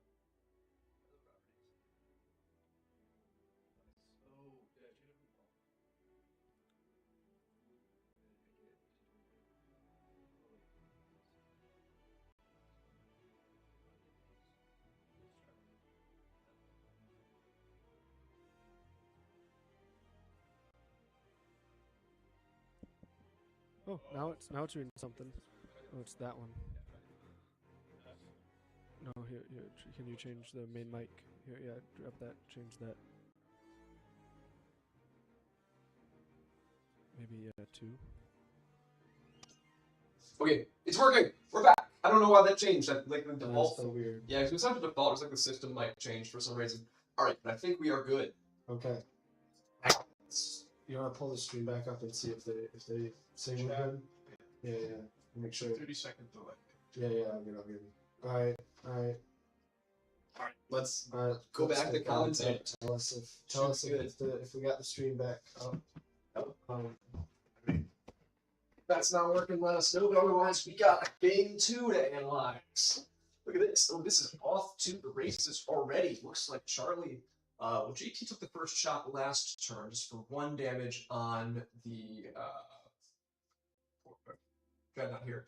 But now Charlie gets to decide how to respond. Looks like he's moving forward just for 1 damage on that cruiser. It's 1 damage on this other cruiser as well. Decides doesn't look like he's going to commit any further than that, which I think is an appropriate plan. If he was to move this dreadnought forward, that would be pretty disastrous. Voices are quiet. Okay, yeah. That might be before we figured it out, actually. Oh, yeah, I bet you that was when we were on the mic for a second. Yep. Yep. Alright, JP strikes back, gets 2, and takes out that fighter, leaves that dreadnought at 2 health, leaves that cruiser at 2 health. This, could be a big turn for Charlie if JP decides to end with that plan. Looks like he's rethinking it. Yeah. Pulling back that 3 health cruiser at 0-2 could potentially do some pretty good damage. That's interesting. Okay, fires, takes out the... Alright, Elsa said be good. We're good? Yep. You louder? Oh, we're good. Yeah, no, this is Alright, stream it too. let us know how this is. Cool. Okay. Tell us for 2 loud now. Alright, let's, where are we at this thing? We lost the fighter on Charlie's side. JP is almost done with his turn now, commits to that. Looks like he is going to be trading that cruiser for this other cruiser. Yeah, Charlie pushes his other cruiser forward. That 3 health cruiser is definitely in danger here, as is that fighter that Charlie pushes. I think JP can kill Dreadnought, Cruiser, and Fighter this turn. Oh, no, he definitely can kill Dreadnought, Cruiser, and Fighter if Charlie sticks to that move. I don't think he could have killed Dreadnought. Yeah, I think he can. He could have killed all 3, I right? think he can. He gets 2 damage. He would have gotten 2 damage from that, 1 damage from that, and 1 damage from that. Oh, yeah. Yep. But he couldn't. So he wouldn't have been able to kill that Fighter. Because the final guy had to choose. Yeah. We would have had to choose between the Fighter and the Dreadnought. I think it's a pretty easy choice. Sensible. Alright. This Your opponent choices. At this point, yeah, exactly, and that's one of the things that I talked about. Elsa and I in practice, we've talked about seeing your opponent make a decision. You know, giving them choices, giving them opportunities to make the wrong choices, versus making a clear and obvious move for them might often be a good strategy. Yep. Not only are they forced to make difficult choices, they also have to spend time doing it. Exactly. Now, you know, Charlie's taking his time on this move, which I think is the right thing to do, because you know you have Exactly. This is one of the most important turns of the game, I'm sure. absolutely. Okay, fighter comes in, takes out that fighter. Cruiser is left at 1 health. JP does see how to kill it. Killing it that way is going to mean that he's going to lose likely both his fighter and his cruiser next turn. Is that worth it? Very likely so, since that dreadnought is going to. Oh. Is this Firebox? This is Chrome. This is Chrome. Huh. What do you know? The old version of Chrome? Oh, are we still logged into JP's here? No, we're logged into JP's. Oh, no, we are logged into You got 3 tabs. Yeah. Let's get back into this. Hide this from the stream. What? They can't see how to log in? They can't know that I have an account for this.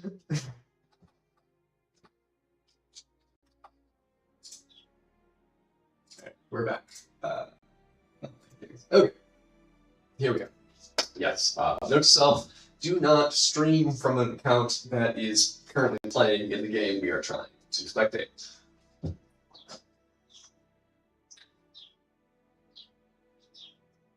Where are we at? Okay, that dreadnought pushes forwards. Yeah, this is interesting. Yeah, it looks like JP found a pretty good spot, actually. I think this was looking pretty good for JP since that dreadnought is forced to push forward now. And at the same time, Charlie maybe has to make some hard choices if he wants to kill that dreadnought next turn, because this fighter being in the way actually matters quite a lot. Because otherwise, this fighter would be able to move forward and fire for 2 damage on this dreadnought. But he does have a 2 health fighter. He can still get 2 damage by moving the cruiser to here or here, or moving this into fire for 2. Of course, that will likely result in deaths. Okay, so you can also choose not to kill the dreadnought and instead go for the cruiser kill, which I think That 3 health fighter can't die on that left side. it's true. Yes, I think that makes a lot of sense. Problems for Charlie now. 1 health dreadnought is going to do a lot of damage on the way out, but probably is not. I mean, again, yeah, that dreadnought, it can do a lot of damage. It can't concentrate its fire very well, though, which is potentially its biggest downfall. And actually, Okay. I would have expected him is- to hide that fighter there and just sack the 3 health fighter. Yeah, JP's rethinking his move here, deciding that he might want to kill the dreadnought instead of the fighter. Which, with the fighter there, it means that he's not going to be losing both the cruiser and the fighter this next turn. So this does protect his ships a lot more than taking out that the cruiser would. But it's hard to say what's the right play there. So interesting. That move is not very good for the cruiser next turn. Of course, I don't know if there's too much it can realistically do at this point. There is also a problem. Next turn, JP will be able to turn right and then left, fire for 2 damage on this cruiser, take it down to 2. And the unfortunate part about that scenario is when a fighter and a cruiser are face to face, if the fighter's at full health, then we see it. This cruiser can only fire for 2 damage on this fighter, but it's not going to take it out. So cruiser is generally a better piece than the fighter, but actually loses the head. So generally will be feeling the pain there very shortly. Another one of those unique player or unit interactions where, and you see why the fighter is so important there, because it provides support. Well, the fighter or really any other unit just providing the support to the larger pieces when a 3 health fighter gets into their weak spot, they need some support of some kind to. This would be a very different game if that fighter was at 0-0. Exactly. We can fire for 2, we can move forward, turn left, and it's even protecting it. It's just in the way, stopping this fighter from coming in to fire for 2 damage on -2-0. I'm worried about the back door here for Charlie. He's that fighter on the left side is going to kill this cruiser and then have a pretty open shot towards the portal. And yeah, I think JP has managed to find enough of an advantage throughout the game that this is going to be a tough one for Charlie to come back from. It's the 2 full health dreadnoughts, 3 remaining fighters. It's just more pieces, more health, more guns.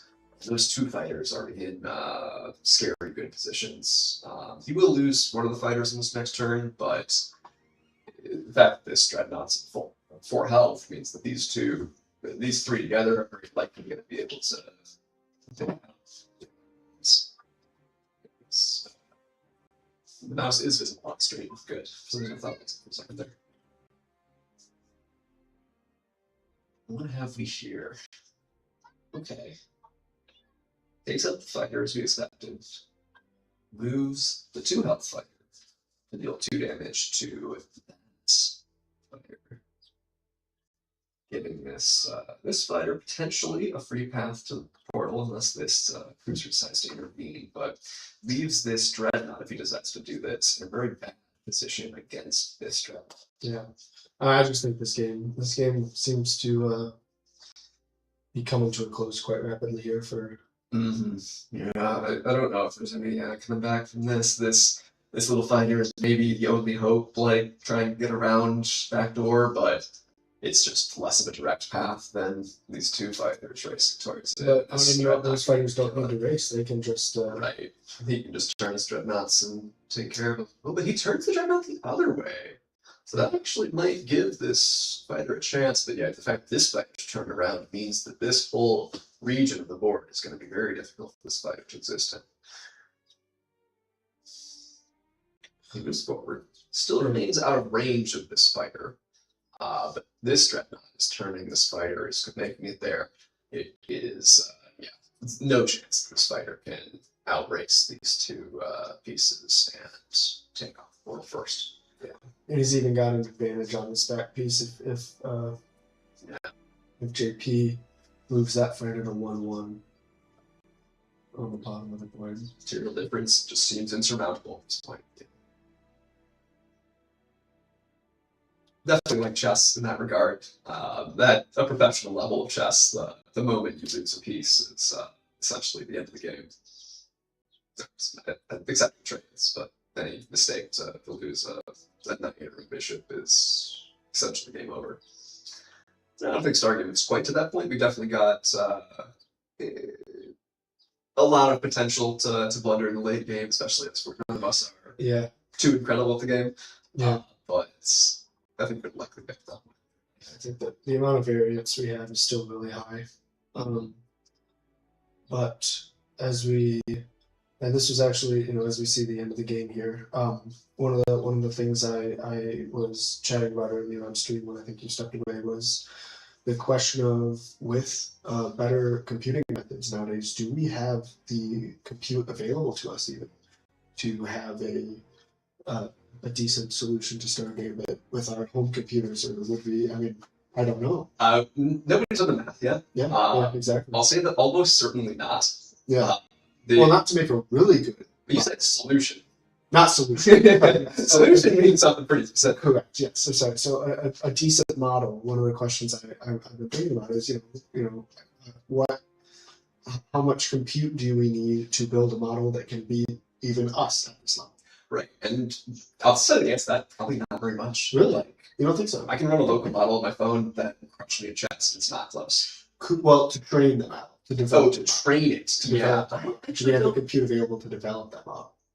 I mean, it's not hard to compute. Like, you can rent it from any cloud provider. It's like, pay $10, $20 for one time just to get some GPUs. Okay. Probably. Well, yes, I think it'll be pretty interesting as we approach something there. All right. So was that game 2? Was game 2. JP in the finals. Alright, well, Max, it's time. Alright. Sounds like it's time. We'll see. Alright, let's get JP and Brennan back here to cast, and it's going to be me and Max playing in the semifinals on the Galactic. There we go. Yep. Alright, see you on the other side. In the finals. Alright, I gotta go. Congratulations, JP. Yeah. Yeah. Good game, man.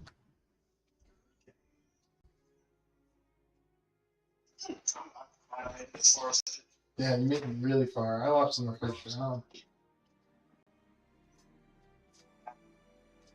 Best of us. Alright, see you guys.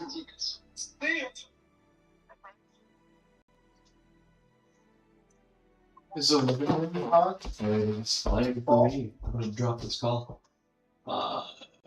Actually, are we getting the shot right now? Yes, living room's on. You're on stream, chill on the couch. Right, Brennan on the couch there. We'll be back shortly to cast Maximize Match. And I think we've got JP joining us as our other caster. Well, wish me luck, everyone.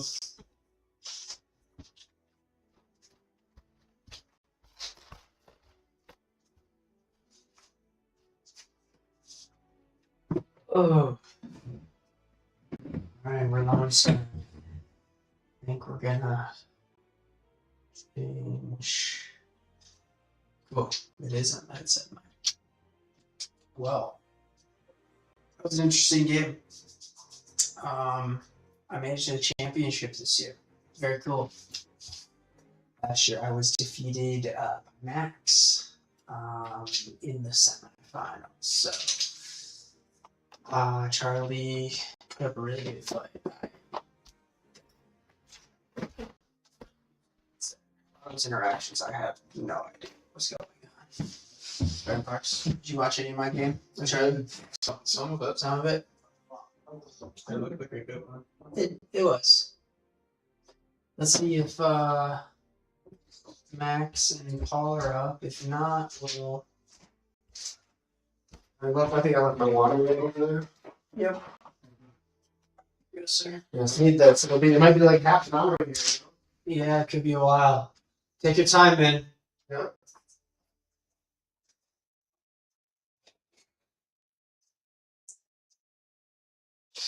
Okay. So, OBS action. Let's go to the online game. See what's going on here. So, Max is not there. Playing is test. Okay.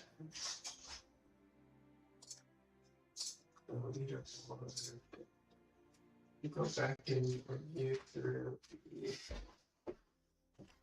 game. So I felt like, let's see here.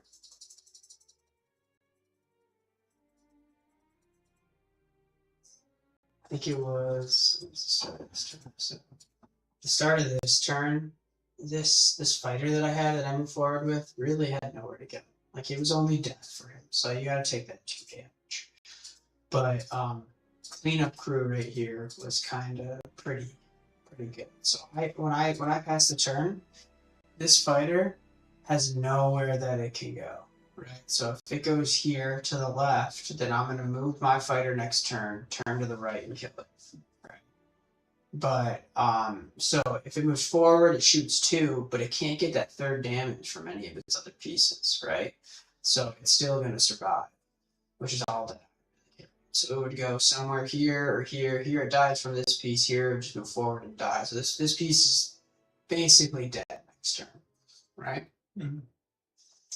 And then that was kind of how I moved, killing this piece and then sort of moving up to take available space so he can't move forward. So he chose the way out of going towards my cruiser, which I think was unfortunately not the best move for survival because it left all my pieces open to basically do that.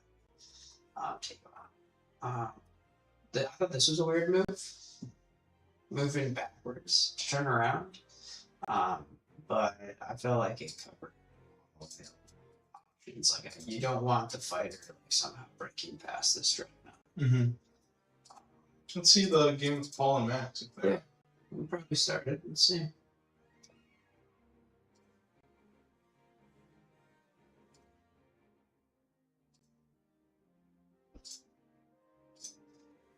All right, about a minute in.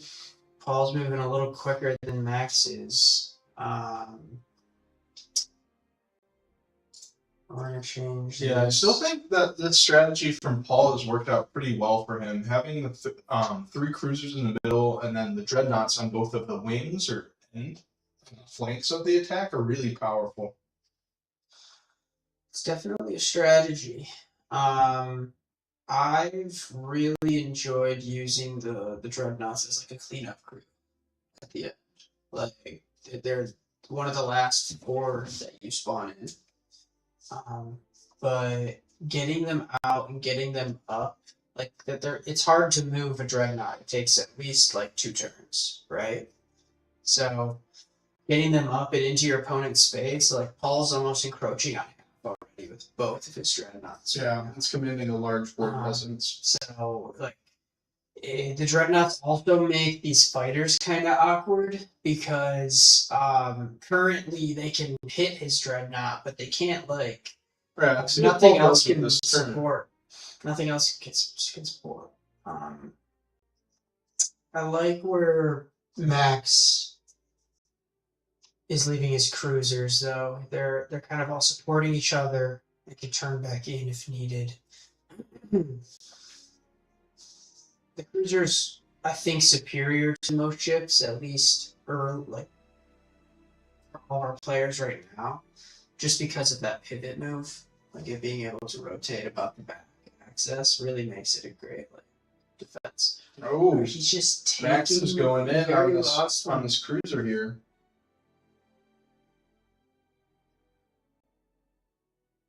All right, moving back here.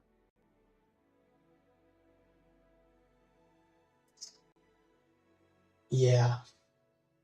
When your fighters are up on the front line, being that first point of attack and they're not on the flanks, it does kind of force this sacrificial nature. Just because the second they get one damage on them, They're cooked. they're cooked.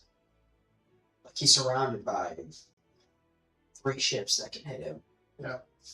Max does still have one of his dreadnoughts that he just placed at his turn, so it's a pretty big piece to have in the back. Yeah.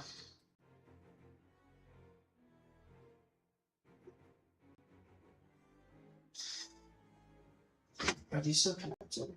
I don't know. Try to put these on. I'm trying to get your audio through these.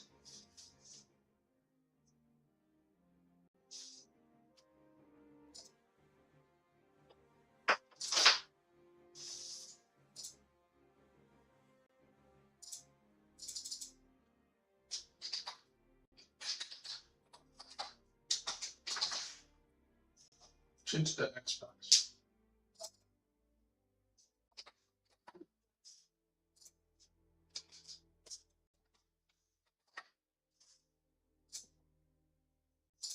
All right. Wait, echo. Test. So it's working. But I think we can just talk a little quieter.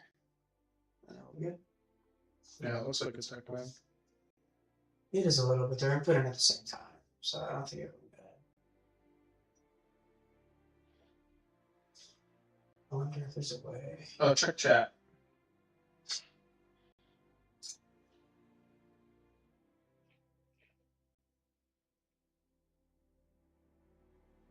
Have y'all revealed the special turning board? We did not show off the tournament board yet. We will be able to before the beta next week. There's just a few final touches and things we need to print. So the winners will be receiving. We have photos of some copies that are close to with the finalists.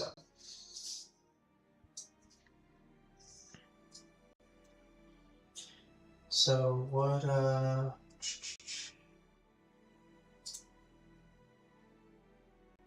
just be upstairs. You saw it. You were by yourself. Oh, I got a joke. We got a YouTube chat coming in from Jave Productions to tell a joke. All right. So my joke is, why do ducks have feathers that cover their tails? So they can flow better. Nope, to cover their butt quacks. Oh shit! Pretty good. Pretty good one. Thank you, Brennan. He will be back, most likely. So, all right. The real interaction is starting now. Max is yet again sacrificing another fighter just for a measly 2 damage. I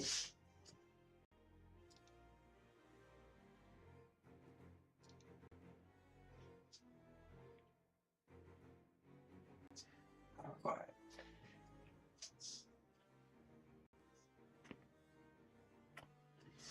So I don't really like when the the cruisers are like all three in a line like that? I do. I'm against that because they just control the board. Like at any of these spaces that are towards the middle of the board, Paul has complete control over, as you just saw, taking out that fighter. He doesn't even really need to move any of these pieces just because they're dominating this portion of the board. So you can see he just took the attack here.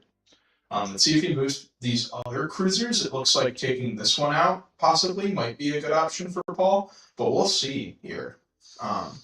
Looks like he's moving the fighter on this dreadnought. Looks like a good move. Dreadnought's firing on all cylinders. The cruiser moves to knock out that other cruiser here. He's going to move forward now, still maintaining that positioning here, but I believe that this Gonna lose some cruiser is going to move forward. It's gonna start to have a decline here for Paul. I think the cruisers may begin to fall. And then there's a chance Max can take out that dreadnought on the right hand side as well. Yeah, I think so. Let's see what he does with this move here. Taking out the dreadnought and the fighter. Mm-hmm. That's pretty strong. Let's see what happens to these cruisers in the middle, because they're still maintaining that large presence on the middle of the board. Okay, he just fired all three of his guns on that one cruiser. That was a huge play. Being able to fire all of your guns on a ship and actually deal damage is so big. Taking out that another fighter, going back a couple turns. Fighter moves up, going back. Let's see. We'll see. Let's see. I think he's just trying to optimize right now. He can only probably take another. Taking out another 40 cruiser, seconds. so now this portion of the board is kind of wide open for these two cruisers. He's so close to taking out that other dreadnought. And really close to taking out that other dreadnought. I really think that taking that cruiser out is going to be key for him here. This is a really big turn for Max. I agree entirely. I think Paul's still maintaining that middle of the board. I think Max might be missing something here because his cruiser was facing forward previously. Yeah, we'll see where he ends up moving. He could have turned in here, I think, to 0, -1, firing on this guy, dealing the 1 damage instead of this piece. So then he can come in, boop, boop, take out this piece right there. But now the fight, alright, it's Paul's turn now. Max ended his turn. This dreadnought's going to take out that cruiser, and all these cruisers are going to move up and fire. Yeah, it's sad that Max couldn't get any of them taken out last turn. He I does think- have full I think health taking on out all this pieces. cruiser right here was key. Yeah, it being able to get in and get Taking two it hits out right now was big, because now that's almost taking out that full cruiser. Sure, it's going to kill off this ship, but it wouldn't have done that in the last turn. Yeah, it's not. Paul's also just keeping a fighter. He's gonna keep it back, but he seems like he's. Yeah, I do want to point out that Max's also has a full health dreadnought in the back. We'll see what he does with that. Having a full health one in the back is pretty big, considering Paul's pretty clumped up. Dreadnought really does well when ships are clumped up in that positioning. Paul's really trying right now to get more than 2 damage off on that dreadnought with that fighter on the right hand side. Like if he can get 2 hits, 3 damage, it's almost over for Max for sure. But he at least has 2 right now. I think he didn't move up. I don't know if it was the right move.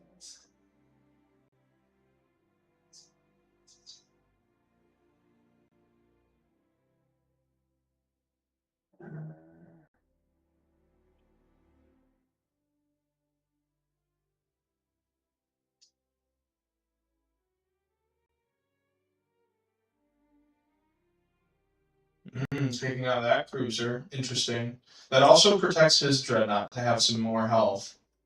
Yeah, but he's losing both those ships next turn, which was almost guaranteed, I think, beforehand. So yeah, I think a couple turns back, that last turn with Paul's cruisers just being in the middle is so large. We'll see what he does here.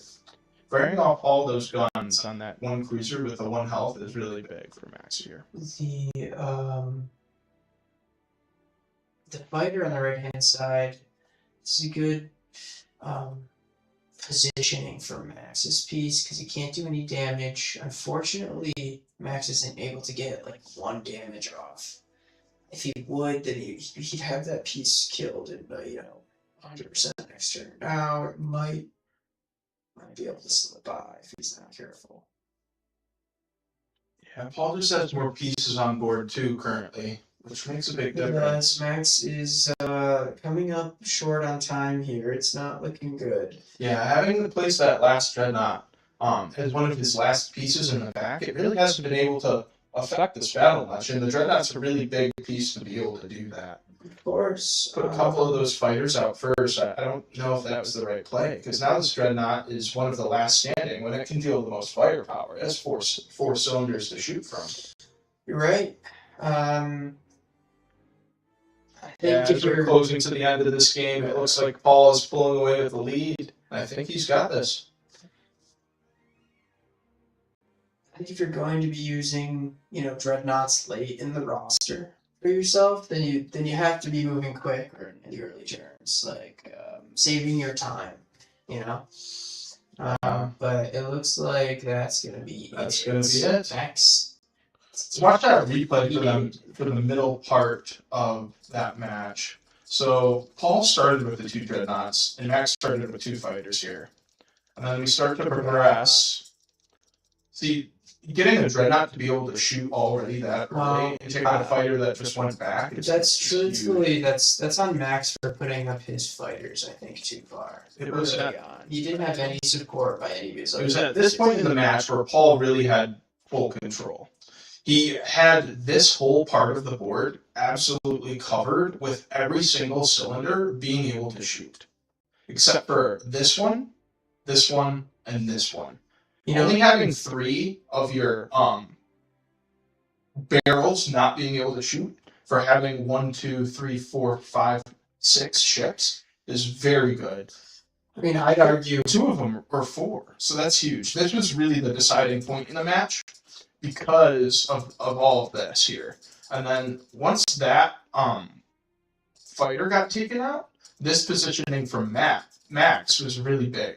Not taking out this cruiser here, when it only had the 1 health left, this was really the biggest turning point in the match. And also Max starting out without that dreadnought. If there was a dreadnought here instead of this fighter, it would have been able to cover all of that space here, which would counteract Paul's dominant position with his cruisers. Let's go to see if they've started their second match. All right, so it looks like they've started their second round. Looks like Paul started with 2 dreadnoughts, as did Max. I think he learned from that first game. Those dreadnoughts are really a key piece to be playing in the beginning because they're so slow and control so much of the board presence.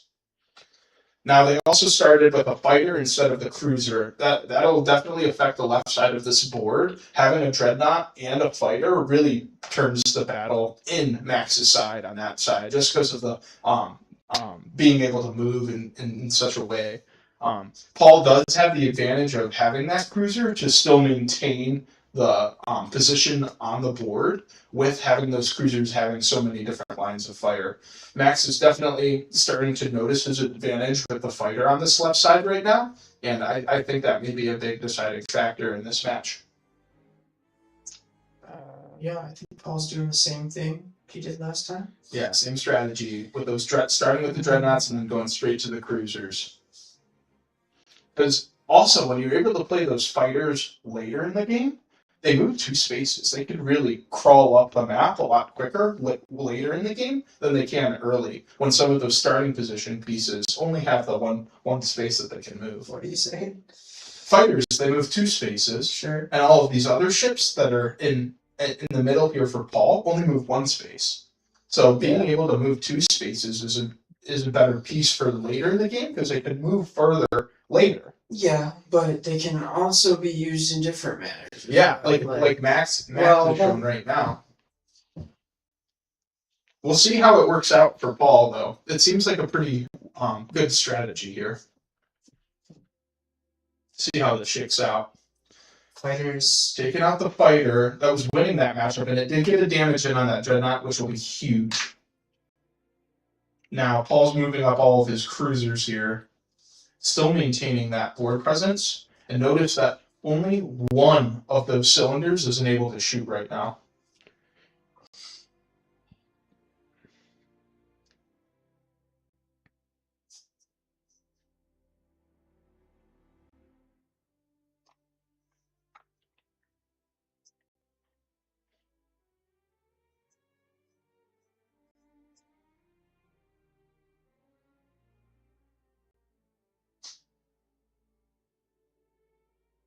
Okay. Looks like Paul's playing a bit more defensively. Yeah. Didn't take out that fighter on the left. And that's going to be able to dish out some damage there. You realize he doesn't really have anywhere to go. Yeah. I think positioning it there will help shield that Dreadnought, hopefully for some health. And we'll see where that goes. It's not going to be too monumental if it could. Yeah, that cruiser's really covering his Dreadnought's like size. So anywhere he puts it, like to die the fighter, then it's not really going to have that much effect on how much damage he can be able to dish to Max's Dreadnoughts. I think Max has definitely learned from last game. He's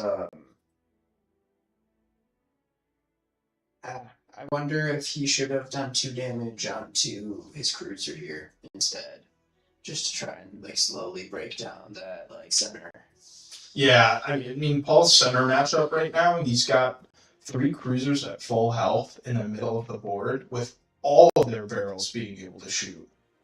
Yeah, I mean Max is threatening the same thing. He just has some distance between his pieces. Yeah, he's got 1 health off of that cruiser and 1 less cruiser. Paul just initiated first, so he'll be able to dish back. That is very true. We'll see that this Dreadnought. I think Max could be in a good spot here with moving his Dreadnought up to -2-1. Yeah. It would take that out, but he wouldn't have. Actually, I may have lied. I think he'd get killed if he did that. Because this cruiser could move up, hit him for 1. This could move up, hit him for 2, and then you have this fighter as well. So yeah, being able to spot that from those fighters in the backup is really big. Paul is down to his last fighter. Max has 1 back as well. Taking out the Dreadnought on the left side. Cruisers are moving up. Finally taking some hits off of that middle of the board that Paul was. See that Dreadnought on the left there is close to dead. Oh, being able to fire all cylinders with the cruiser, very, very big. Might not be enough, though. I don't think so. I think he has to at least He's take kind out of in the kill zone for all of these, so Paul's going to have to use all of his guns. I think he's going to be able to move up here and deal 4 damage. He'll definitely be 5. able to put, I believe, 5 into the Dreadnought. I believe 4 into that cruiser. Actually, that might not be true. I get 3 there. And he's facing these fighters and together at the same spot. I've been thinking lately that like it's good to keep your cruiser or your fighters facing forward, especially when they're starting to engage. But to be fair. Yeah, it looks like Paul has the better position here with those cruisers just going to be able to deal out so much damage. They both have some fighters back. They do. So notably, Paul has 2 more fighters than Max does. Yep. I think there's been a lot of battle games that have had these swings in these last end game sessions, right? Yeah, I think so. This turn is really a big one for Max. This is definitely the biggest turn so far. If Max is able to pull it off right here, I don't see too much more damage that he's able to pull off without Yeah, I think keeping that one cruiser back and not having it be able to fire all of its guns is the right move. Sacrificing that cruiser. I do like. It has 3 health. It can survive, I believe, another turn. So Max really needs to move that Dreadnought up. I think that's definitely the right play there. if he doesn't do it, unfortunately, it's dead. It's just gonna die next turn. Can be destroyed. But can he counter it, right? Which I think he is starting to move that other cruiser. Yeah, I like this positioning a lot more for Max. Guaranteed. Unfortunately, I think that fighter on the right, 2 -1, I think that fighter's done. I don't know what it's done for Max. Yeah, I don't know. We'll see how he uses it in these next couple of turns, but it really needs to creep up and deal some damage to some of Paul's cruisers. He's really got a good positioning here in the middle of the board. Yeah, Max needs to let his support come up and hope that Paul doesn't engage more. Alright, let's see what Paul does with his turn. It's not looking good for the no engagement strategy. I think that might be. Yeah, this is a Dreadnought's done. I only saw the big turn for Paul. Wow. Max just lost 4 of his pieces. Unfortunate. Yeah, this is looking. I'm doing. Maybe he didn't like that for some reason. No, I don't think so. I don't see why I wouldn't like pulling up 4 of Max's pieces. He's got just such a staggering advantage on him now. Inside did not. I had better advantage, but I mean, I don't know what Paul's doing. It's pretty. Max does have 1 fighter left. I think he needs to should have deployed it last turn. Yeah, 100% should have deployed it last turn. I don't know what's going on. He has to do it differently, get more damage off. Oh. Max really needs to move that 1 cruiser up. Yep. It's pretty big. Okay, this is pretty monumental move for Max here. No.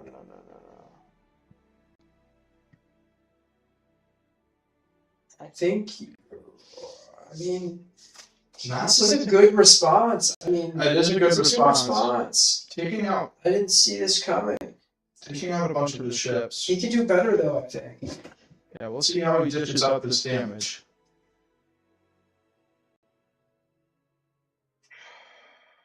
That cruiser maintaining all 3 of its guns is so strong. Cruisers are dead. Maybe Max can slip his fighter through on the right. I think that's his saving grace here. I mean, 4 fighters. 3 fighters, anything's possible. Does have full health. No, it won't work.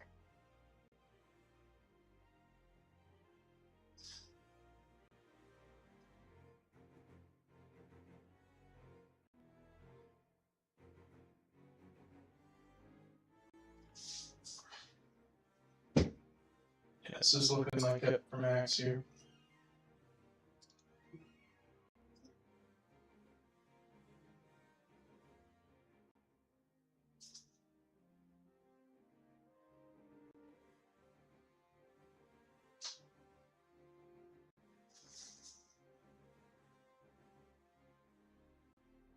What's going on? What time are we on?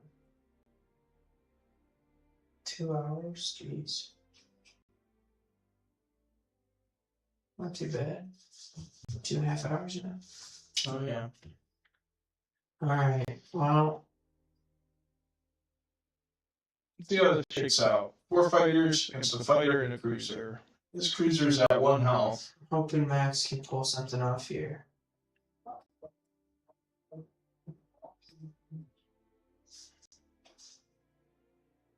I think Max and Paul are just in the basement playing, like, next to each other. Yeah, I think so. They should have been up here. They should have. Because then we could have done the other view, which I think just Lucy. Lucy's right here.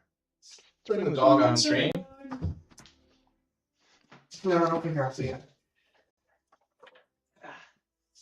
Well, this is for you, Max.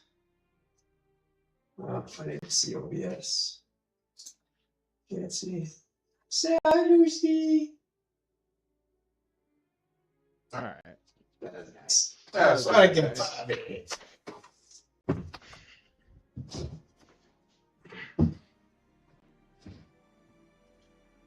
There we go. All right, we're kind of just waiting this one out, seeing what Paul and Max can do. They're down to their final moves. I think Paul's got them. Paul's, yeah. Trying to be tricky here. There's not much he can do to mess up here, I think. He could, but I don't think there is. It's interesting. That'll come next turn. He's got it.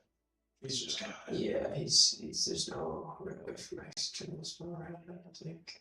But Paul's taking his a minute 45 to think it through. Respect game. Yeah, this is the second match, so I know. Paul's got this unlocked. Yeah. It's crazy how close it comes down to, yet the scale of the size of the piece advantage that Paul had. Yeah, Paul does have a large piece advantage.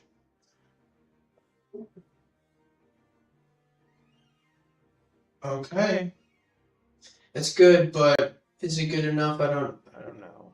Oh no. Still doesn't. Yeah, there's really not much you can do.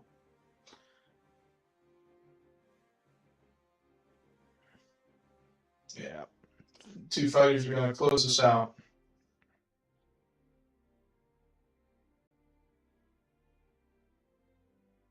That is gonna do it, I believe.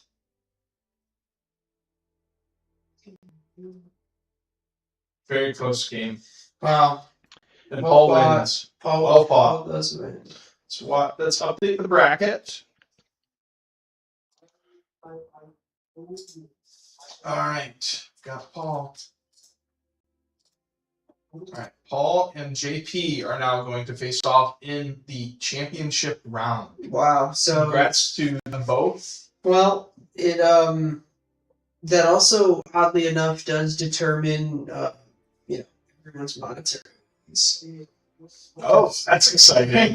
Let's go over that, JP. But let's see. So the agreed upon announcements were, so first place was getting $100, which means that we need to have a match between Max and Charlie. Oh, Who wins that? wow. So- So a third place matchup here. So this would be a third place matchup. Third place matchup for the tournament, but really it's for first place monetary. monetary wise. For the tournament, because Wow. Paul and I are the creators of the game. We do not, we're not in this part, but we can still get the Galactic Champion. We think that's fair enough.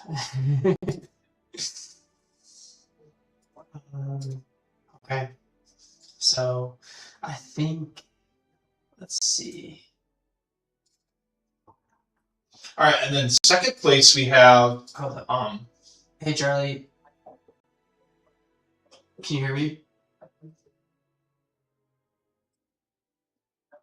So you and Max need to have a tiebreaker for third for monetary stuff, because Paul and I are in the final. So you guys are welcome to do that now, I think.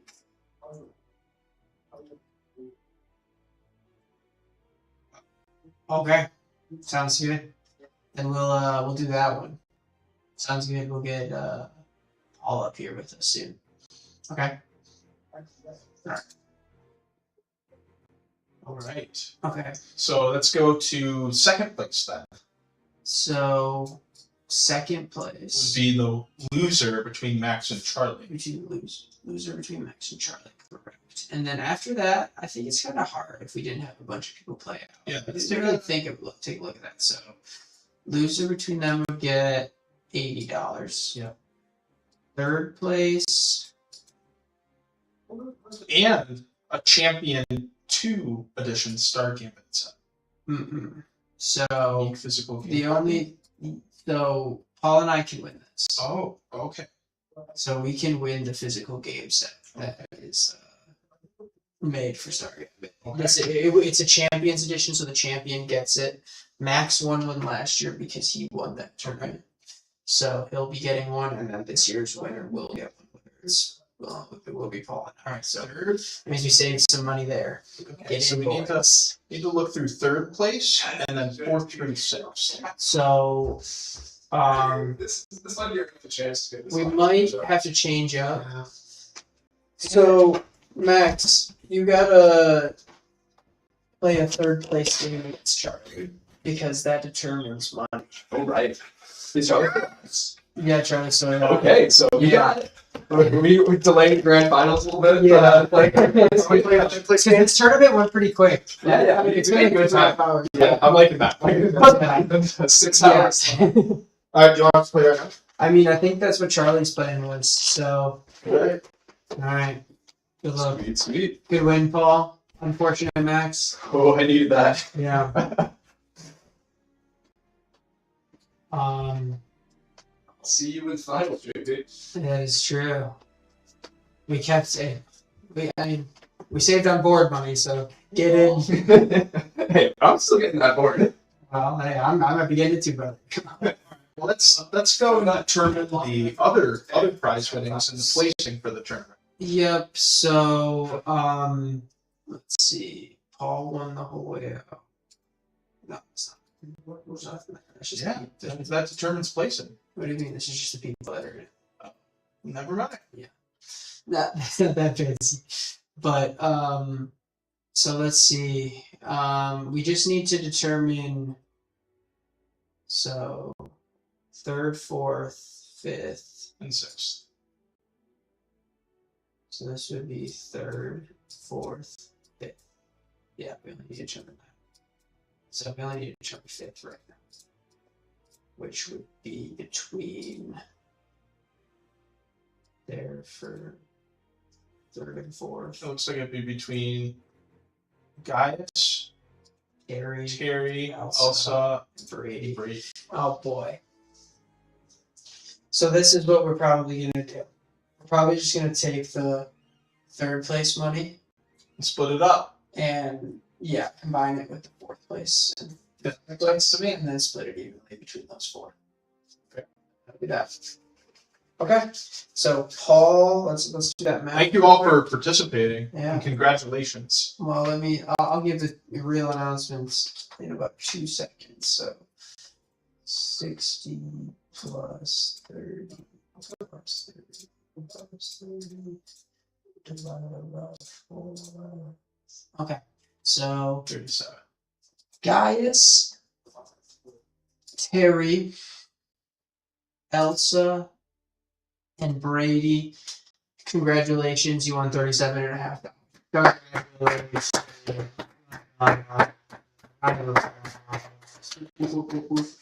We have Max and Charlie who are fighting for the $180 positions. That is will be either of their winnings. And then Paul and I are fighting for honor, first of all, and a game set. Paul won't be allowed to live with us next year if he loses. That's a fun fact. You know, just a little tidbit for you. But that's okay. Let's see. Yeah, they may have started their match already. Oh, Lucy almost went. Oh. That would have been a highlight. You think we got slow mo for that? No. I don't know. You set up the stream. No. Alright, let's see if Max and Charlie are playing. You just joined. Just join? Alright, sweet. We have our online game going. Alright, we're off. A quick start. All's in. We Oh, you can take my stuff. Nah, I'm confident. I can- We got all the frames.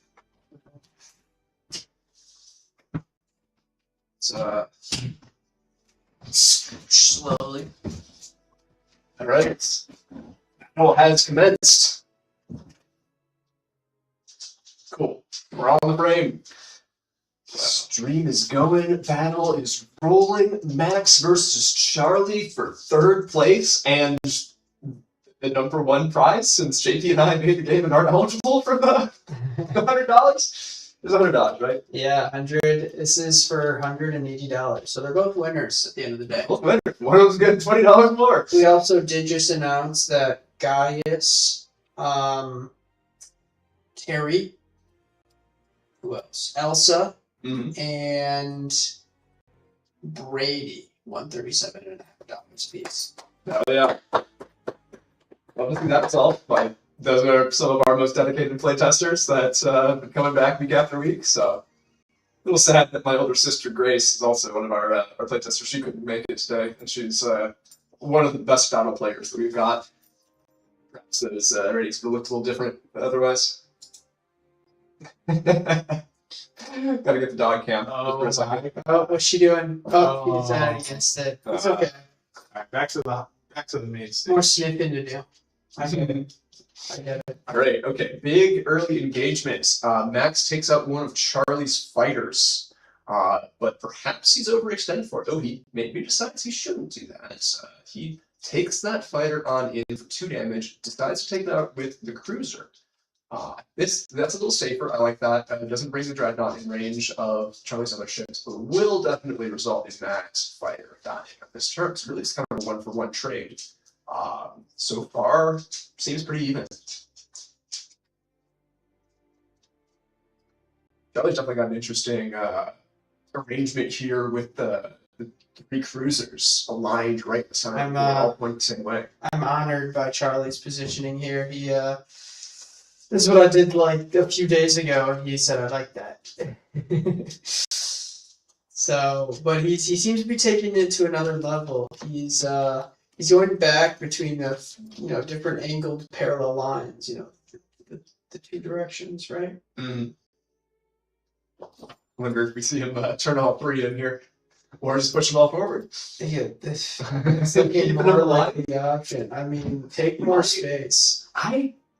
I'm interested in the possibility of Charlie, like he could push that forward. He could also move that fighter in to fire on the dreadnought before he pushes it forward. Yeah. It would be a sacrifice to the fighter, but that might just win in the dreadnought.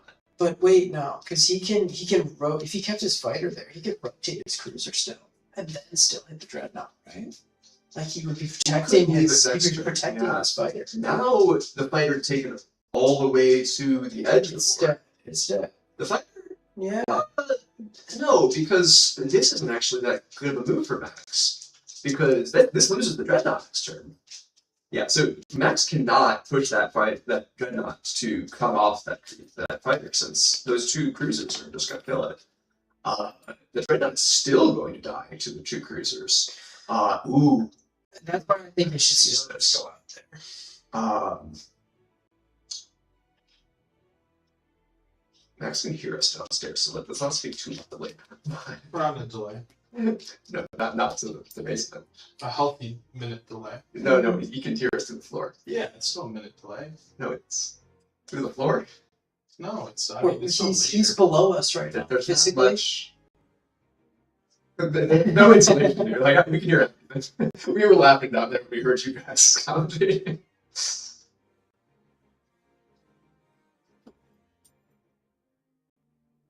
Alright. But I need to keep my opinions to myself about strategy here, since Yeah, my Mike's not sitting next to you. well, no, okay, interesting. I can commentate on Charlie's place. Okay, because Charlie is definitely going to be able to take out the dreadnought here. Can also take out the cruiser. Ooh, might be deciding not to. She prefers Go to feature game. fighter. Okay, this is no, just climbing. Sorry, what am I wearing this headset for? Lights, video games? That's the mic that his mic's connected to. Oh, are we not going to that mic? No, it was kind of choppy before. Oh, okay. Brennan, if you talk, Testing. oh, maybe it is switched. The headset mic's off. Oh, well, we're all going through that mic then, Looks like we're going to the main mic.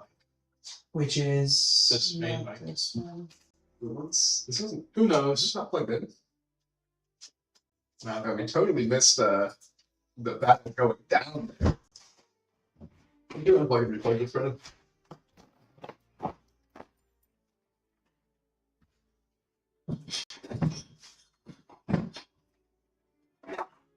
It's USB up device too, but it's plugged in.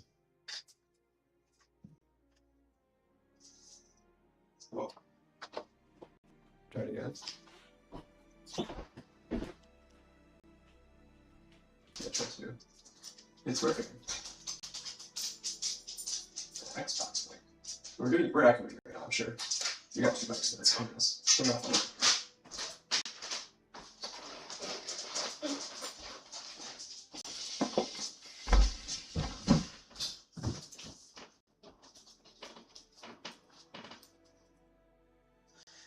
How did this get invited to English? There's this one. So, We just go with the 2020. yeah, I didn't like the way it was sounding though. So I'd switch to. There's the headset mic.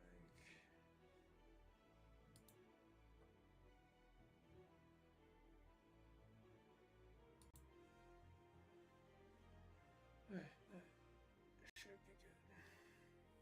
Alright, how is this battle shaping up? We've got 2 nearly full health dreadnoughts, 1 nearly full health, 1 full health on Charlie's side, as well as 2 fighters. On Max's heroic side, we've got a fighter 1 health trying to make it around the outside, but really looking like it's going to be hunted down by that dreadnought very shortly. Whereas, besides that, he's got what looks like a bit of a material advantage. A half health dreadnought, 2 full health cruisers, and a full health fighter pulling up the rear. But I think this is the end of his turn here. Yeah, so he's already moved and shot with essentially all of his pieces. He ends his turn. Now it is Charlie's opportunity to strike back. Is it only the Xbox mic that's going right now? Yours is on. Yours is the only one that's been rolling. No, this one's not rolling. Huh? This one's not Oh rolling. no, it's this one right here. Oh, it's AG 2020? Yeah. Main Move mic's it- off. Yeah, main mics. So It's only Xbox I know mic. Xbox mics. This one. Okay, sure. That works. I just was confused on the name. If Xbox mics is it AG 2020, we're good. It is. I know.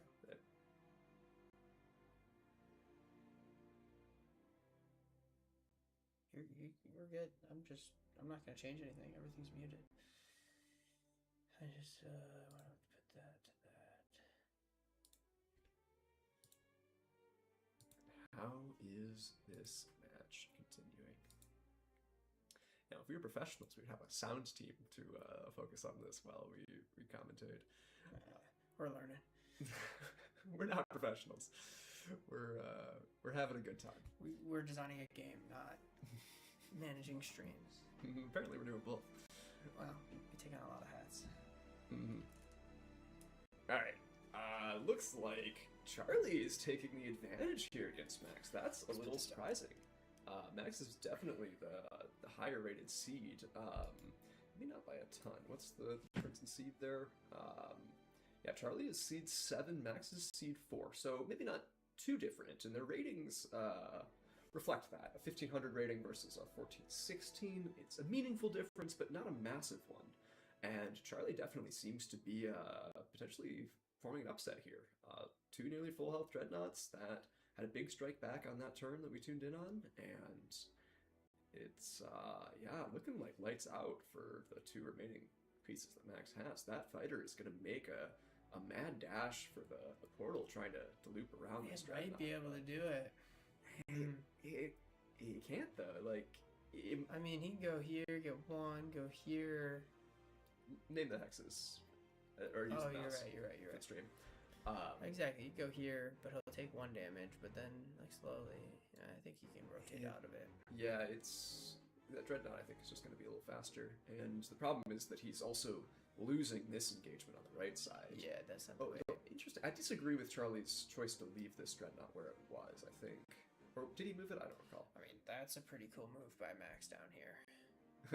Yeah, so that I do like that move. It makes that fighter pretty awkward. He's only going to be able to do 2 damage in the base before getting blown up, and it actually does kind of seem like that fighter is might be making it Shut through. down. Yeah, But Charlie. he's not going to take any damage this turn. But now, unfortunately, that is not a spot that is safe from that Dreadnought. That Dreadnought is going to be able to turn and do that last bit of damage. Max knows that, but he's doing the best he can with the time he's got. It's unfortunate. Yeah, I think he sees the writing on the wall at this point. Yep, there goes 2 damage on the base. Yeah, the turn with that cruiser is unfortunate. Means that that fighter's going to get 2 more. That's, I think, Dreadnought's going to right be it. behind it. Yeah, this is going to be the game. Made it very shortly here. There it goes. It's 1 to Max. Or, excuse me, 1 to Charlie. Charlie wins game 1 against Max. Solid performance from Charlie. We will have to see how the game continues. How did that has the tournament today changed the ratings much, JP? It looks like.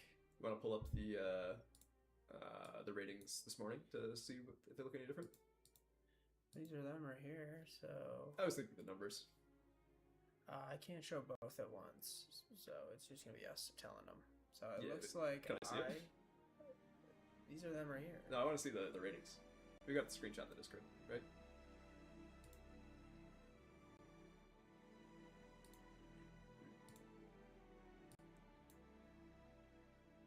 Right, so I am down a good bit since I was not taking too many losses You're overall in battle. Oh wait, no, you're right. up. I've confused on which one's which. Yep, I have. Yeah, not taking a loss yet. So I am up a bit of a ways. My dad has fallen a little. He definitely had that upset versus Charlie. Charlie is performing incredibly well today. Has moved up in the ratings quite a bit. About 130. 130 points up brings him into rank 7. Impressive stuff. He is. If he wins one more game against Max, this will change the ratings. He will make it to number 6 and maybe even number 5. Max is down like 40. Max, I think, is our big loser today. Unfortunately, he is. He won this. Oh, actually, no. Your dad is down 90. Oh right, yeah, my dad has fallen more. Charlie was a bigger upset than Max losing to me, but if he loses again to Charlie, that could change. Let's see if they've started match 2. Okay, and they have. We are off to the races. Charlie is once again going with the triple cruiser strategy. Very symmetrical, very imposing.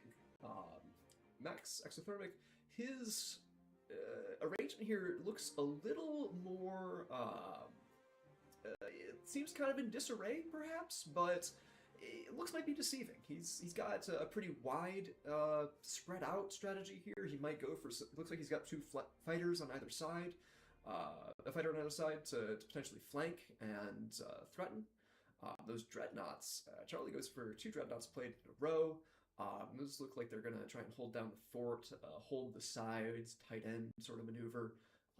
Those fighters will have a very hard time making it to the portal if those dreadnoughts stand in their way. I think the question there then is, will Max's powerful center be able to break through? Really managed to come up with a good engagement here. Time will tell.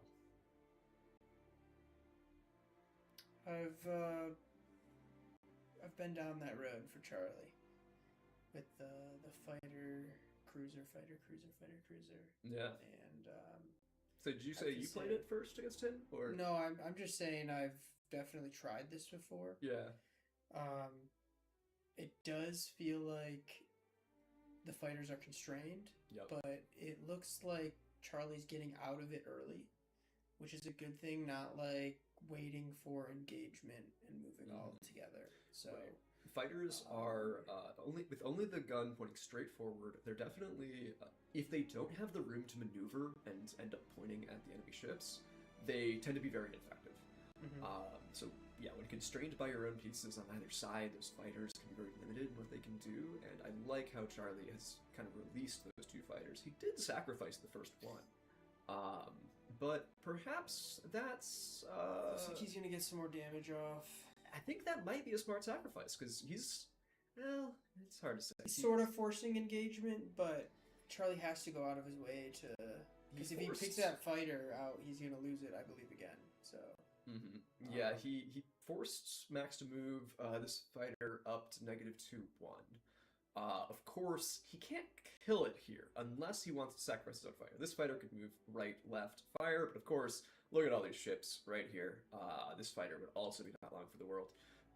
We would very likely see that fighter immediately lost. I'm gonna be honest, there's a chance that fighter is lost anyway if he doesn't even move it. Both of those, the fighter on 4, -2, and -2-1 are all within firing range of that. So this fighter could fire for 1. He looks like he is deciding to go aggressive for it. I would have been interested to leave it there. Like, you're right that it could have died.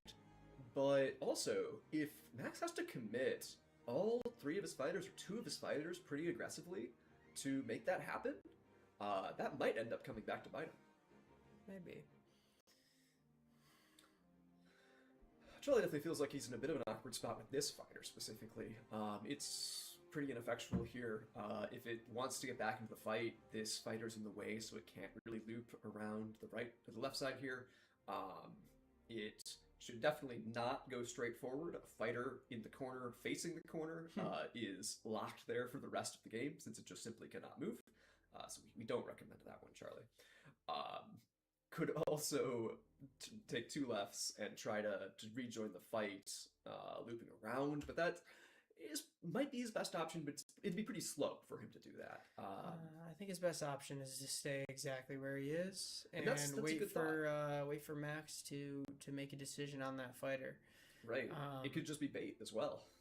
Of course. Right now, it's really just waiting for that dreadnought to move up closer, and those cruisers are kind of waiting for the pounce. Yeah, they're in a bit of a stare down there. I think this match might, the result might rest on how this right side of the battle unfolds. We've got the 2 fighters now pointing directly towards Max's fleet. We've got the dreadnought trying to maneuver around the outside and join the battle. Charlie is going pretty aggressive here. He's starting the engagement with his fighter, taking out that fighter, moving this fighter in to just get 1 damage on the cruiser. This fighter will die, very likely, or maybe not necessarily, but he's risking it here, might be sacrificing it here to, if the cruiser pushes forward, fires, and this fighter is able to fire on it. Looks like Max is, okay, he takes the fighter in to take that fighter out. I think that's a pretty reasonable play. He will lose this fighter here, but he has a pretty solid-looking center with these 4 pieces, respectively serving as a blockade and really threatening to break through. Moving this fighter forward is interesting. It is safe there. It's not going to be able to die next turn. I think Charlie may have made a mistake in how aggressive he played this. His 2 dreadnoughts responded pretty late, were trying to make a flank around the outside and join the battle by coming in from the sides. And as you can see, neither one has really joined the fray yet. This left dreadnought is going to be able to move to the left and get a little damage off this turn, but maybe not in time to really help with the battle that's unfolding in the center.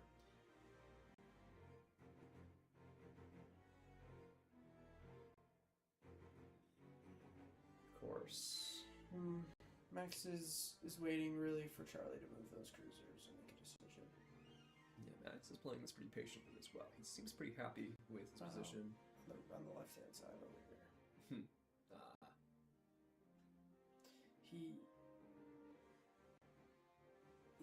he's trying to make Charlie not be able to move that fighter, so he can kind of get a free piece with that dreadnought. But it's taken 2 pieces to respond, or excuse me, 3 pieces just to respond to those 2, right? So it's Max is also up early on pieces, but he's also taking away an extra one. It seems like over there as well.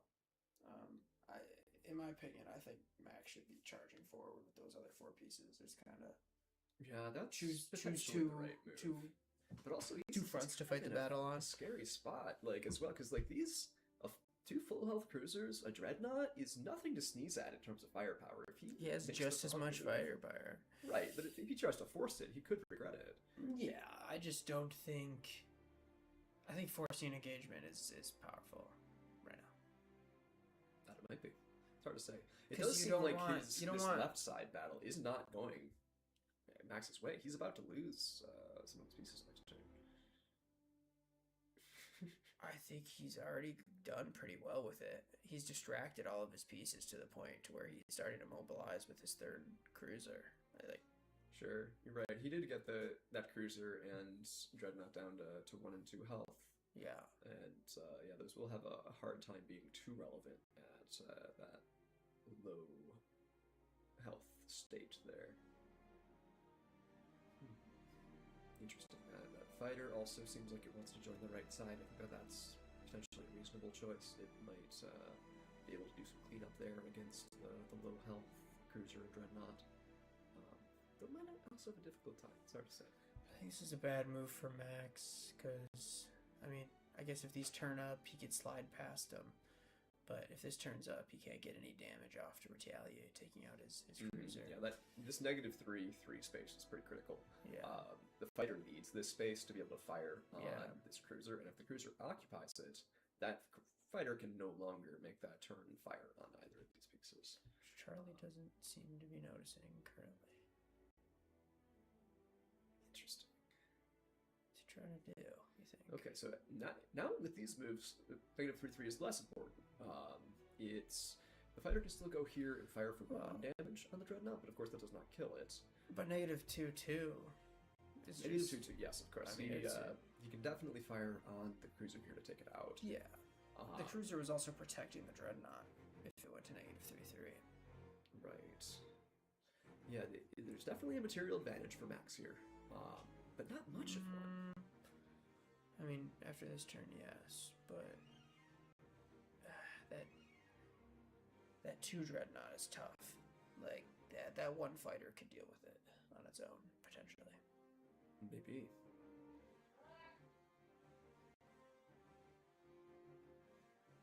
Max just yelled something from downstairs. Think he crashed? I hope not. Is that what he said? Possibly. I'll go check. He's back. He's back. I guess he's back. Son, Yeah. making him do live. I'm gonna go to the restroom real quick. Brandon, you wanna help me?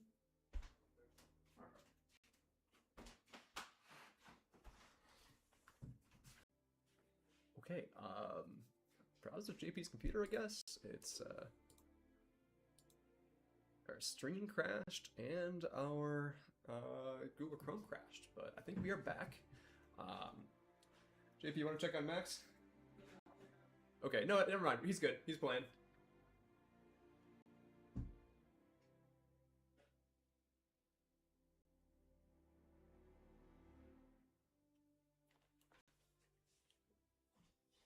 Okay, where were we?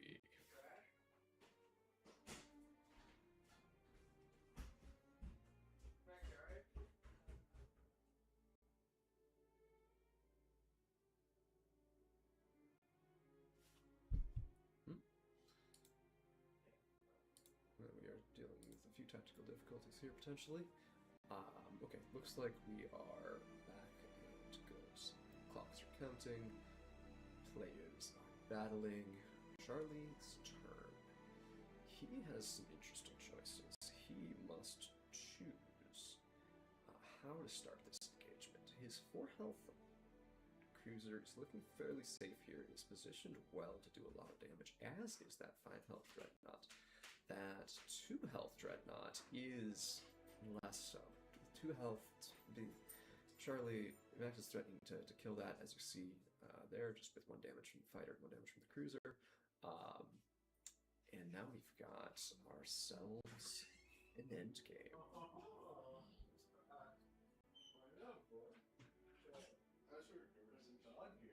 Hey Brody, you want a cameo on stream?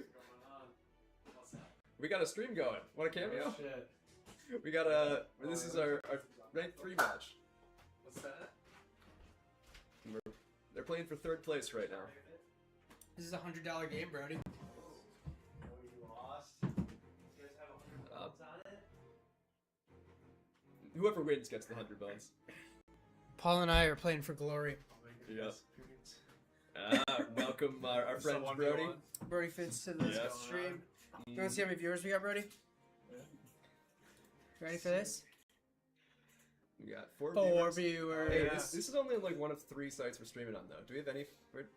2 viewers on 2? YouTube. And where does stream place say?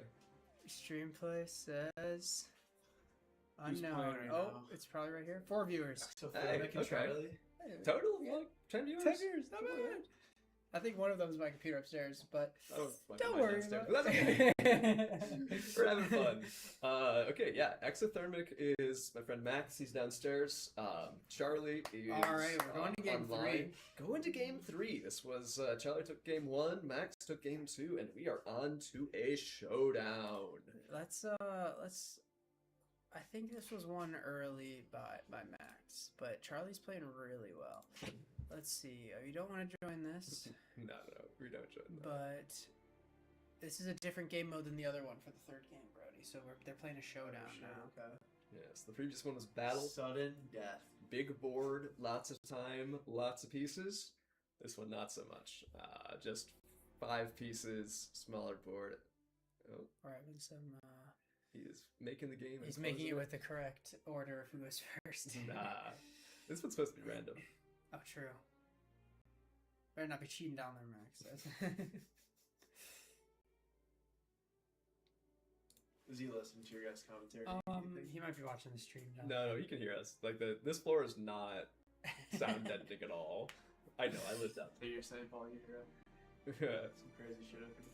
Sometimes. Paul hears everything. All right, is Charlie ready? There we go. Oh, They're in. We're We're seeing in. it from the We'll have beginning to this wait time. Till after this stream, tell you about this date. Let's see. I Wild. want to be caught on camera. When we chatting. No, it wasn't wild. That was a while ago. It was. Should have been. Okay, let's see how this showdown goes. Charlie starting with the cruiser. You know, statistically, not the best move. No, we don't have the stats on showdown. That's true. We don't only have- analyzed clash. But no, it was every game mode. I'm pretty sure was. We'll have to ask Max. He did the stats on this for school project. You're correct. It was not specifically showdown. I believe. Right. It's hard to say what the right move is here. Max is spending some time thinking about it. It's good to spend time thinking about the moves, but you only have 2 more minutes of it. If you run out of time, that is game over. In this game mode, I give 30 seconds max, like to one of the big interaction turns. You know, when you're starting to either get within firing range or starting to attack, right? Retaliating, of course. Mm-hmm. All right, we have This might be one of those moves. a shot taken by both sides. A single health gone on that fighter and that dreadnought. Now we've got an interesting choice for Charlie. Charlie Does he turn that cruiser? Or excuse me, does he turn that dreadnought? Right? Get a little bit out of play? This fighter is a problem. As a reminder, this base, this portal, is critical. If you manage to take that out, that is the end of the game. And this fighter could do it by himself. This fighter may try to defend it. He can deal 1 damage and just leave him at 1, but no reduction in firepower from taking damage. So it's this may be a problem. Charlie does choose to avoid it with his dreadnought, which could be critical. But there is a lot going on the other side of the board. Mm-hmm. Yeah, Charlie makes an interesting choice to potentially ignore the fighter that's bearing down on his portal. That may spell doom for him, but he might be able to turn it around on the other side of the battle and break through. Though I would guess that he cannot. Let's see how he decides to handle it. Yeah. Looking a little fishy for Charlie here. He does have some time to think, but with all those cruisers bearing down on his, with all those fighters bearing down on his dreadnought, yeah, there's really nothing he can do to keep this dreadnought alive past the next turn. This fighter is really just threatening to kill it, and this fighter, I think, is the real problem. Max threatens to turn this left, fire for 2, and problem with this, the fighter right here, is that there's no taking it out. It's this fighter. Oh, he makes it into this. Oh no, he managed to make it to this spot before Charlie even plays his last piece. oh my goodness. With a fighter here, that is he's not able to place his last piece. He's down material. That is a disaster for Max. However, $20 move right there. Over yet. Like, this piece isn't moving. This fighter is going to be able to take it out, and he'll be able to spawn the next one. So Charlie survives another turn and gets to spawn his next piece, but the problem is this fighter here. Still. Portal at 1 health. And that is the game. That is our 3rd place victor, Max Congratulations, Hurst. Max. Congratulations! Want to join us on stream? Max wins the max monetary prize. It is not the Galactic Championship, but it is something, you know. Happy to go home with something. Max gets to win one more game while he retains his title of Galactic Champion. Soon, one of us Will be decided. will have it. I didn't get first. I got third. All right. Have you met Brody? Brody? No, Yes. Nice to meet you. Yeah, Max. You're good. Yes. All right, take a seat. Tell JP about your victory. Man, Do a quick that's- little interview, Max. Please sit down. Yep. Didn't take first. I'll take third. At Showdown, it really, Yeah. Really? I think I've got a pretty good handle on Showdown. Mhm.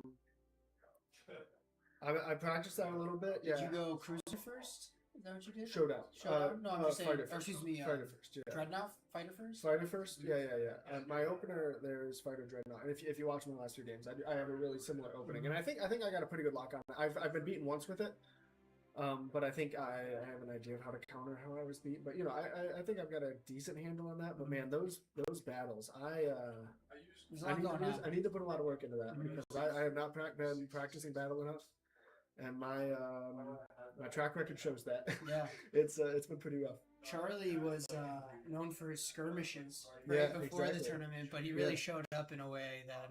Oh during yeah, the I tournament. mean, he competed hard there. Yeah. Battle. It was a very impressive showing. Very good. Both of his fourth battles place. took me really off guard. Oh. I felt incredibly challenged in those battles. I mean, and that's huge props to him. He's clearly developed his battle skill quite well. But yeah, I think one thing out of this tournament is it'll generate a ton of. It's generating a ton of games that I can go back and watch and try to figure out some strategies and.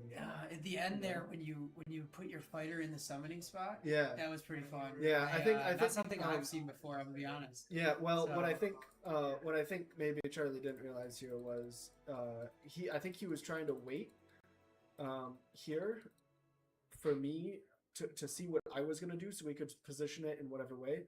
But if he positions it pointing at -3, -1, I can't hit his portal this turn with this ship. I have to I can't move here and hit it. I either could hit it for 2 and sacrifice the ship. Yeah, Or I could sit right here in front of it and basically just say, hey, your ship is stuck here as much as mine is. And I think in that game where I sit there and both of our ships are stuck, it's a way different game. I think Charlie's in a better spot than I am. Granted, I do have the ship coming up the side. Yeah. But yeah, it is a very different game. Could have slowed you down a little bit, but Yeah, for sure. I think you had some pressure on him that really wasn't going away. Yeah, exactly. Yeah, this ship So- is still getting through. Yeah, that was a good find. I didn't realize. Well, I've never seen it that it's stopping someone from spawning a ship. Yeah, you know, yeah. like getting there is one thing, but having it to the point where I'm still holding onto a fighter is funny. Yeah, yeah. But that was again, a I great think it's game. just because he waited on that spawn, and it could have been, it could have been a hard force there where I have to make a decision Yeah. for potentially for the game. Yeah. Did you feel like you were playing more passive because your fighters really haven't moved that far? Right? Well, I knew at this point I knew that when I had his dreadnought down to 1 health in this position when it became his turn here, if I don't move this fighter here, he can't hit either of these fighters. So I just left him in this position because I knew that he couldn't hit them, and I didn't want them to take damage makes when I sense. knew that this dreadnought was dead next turn. Oh yeah, those 1 point is crucial. Yeah, especially finding on- positions like this though, where I get this fighter around the side Mhm.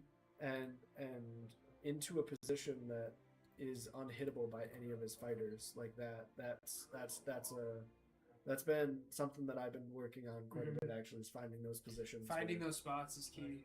Yeah, for sure. I gotta find some of those real quick here. Yeah, dude. Good luck in your matchup. Good Well luck in your done, matchup. congratulations. For sure. Let's see what goes on. I think it's you and then whoever else wants to chat on the Yeah, live. for So sure. you'll take us on strong. Yep. I'll You guys are welcome to help. I'll be Max. watching. You got chat? Where's chat? He's gonna be watching There's all chat. of us, Matt. Want to get? Can we get one or both of you to commentate? I'll commentate. Brennan did astrology as good as you guys. No, bro. You don't need Max to. will help you out. You'll have fun. You just need to know that. Oh, we play in person right here. Fighter on camera. Cruiser. Dreadnought.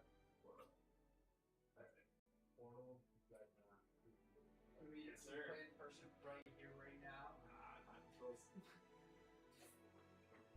Well, Is do this some first chat? later. There are 3 different chats. Oh, jeez, wonderful. so- Oh, I see. Here's Twitch. Yeah. Oh my God, Charlie, you forgot you had a spare fighter. That's crazy. Oh no.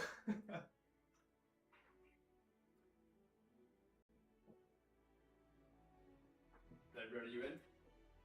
Yeah. You do. Your job is just bring the excitement. Just like. Yes, I'm looking at chat now here, Dustin. You don't need to like actually really know what's going on. It's like spaceships are firing on each other. That's the what you're gonna do.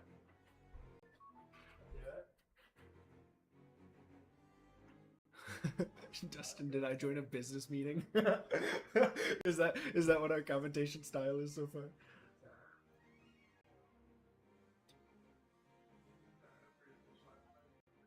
Was this slander that I spoke also?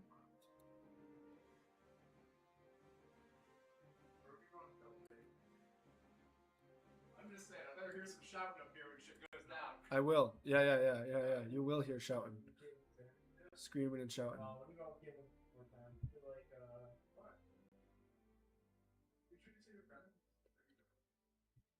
I don't know. Should I play against Charlie on the test profile, or should I sign in? No, we gotta stream the game. We gotta stream the game. Sorry, Charlie.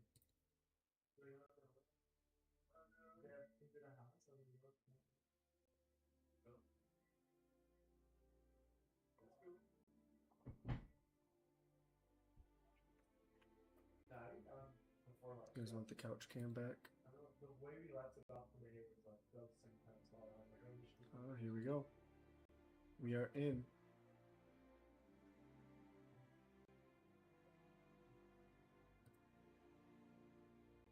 Not quite. I don't know how to. So what if I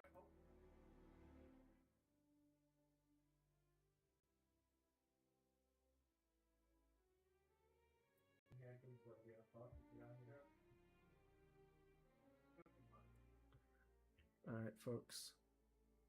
No, we can't run it back, Charlie. I gotta commentate this game. So, we've got yeah, okay. So Paul's got this opening that he uses pretty much all the time with those two dreadnoughts going back to back.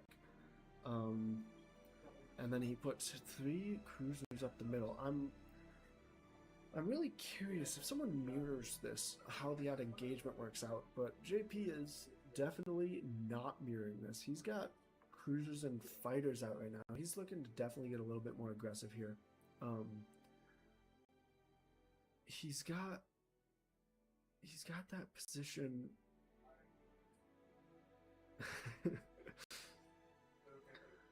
We're on a pretty big delay here, so the chat. I'm for some reason I'm having a hard time sometimes remembering what this chat is speaking of. But yeah, I mean, these 3 cruisers up the middle, they're just so hard to engage into. And Charlie was doing this against me, and Paul's been running this a decent amount. And I mean, you see, Paul's got that fighter. That fighter against the wall is pretty isolated, and it can't do much. Can't do much at all. It's just going to lose its life for 2 damage on the cruiser, or on the dreadnought. So, I mean, the biggest thing JP can do is try to force that dreadnought to go into a position that hurts it the most. But I don't even know if he can do that. It feels like he's made some pretty big concessions on the right side of the board here, with that dreadnought owning a lot of space and not being able to. He's not challenging that much. Yeah, and there's that dreadnought moving to the side. We've seen that once or twice. I mean, and so technically this fighter can get by, but it won't do any damage, which is pretty non-ideal, I'll say. But you know, JP has these diagonal cruisers. We've seen a lot of this, where you have these diagonal cruisers, and all the cruisers go diagonal, and then they can engage incredibly powerfully into the opponents. I mean, that's a better moveset than I thought JP had, but at the same time, leaving that one health cruiser alive. Yeah, he knows he doesn't want to do that.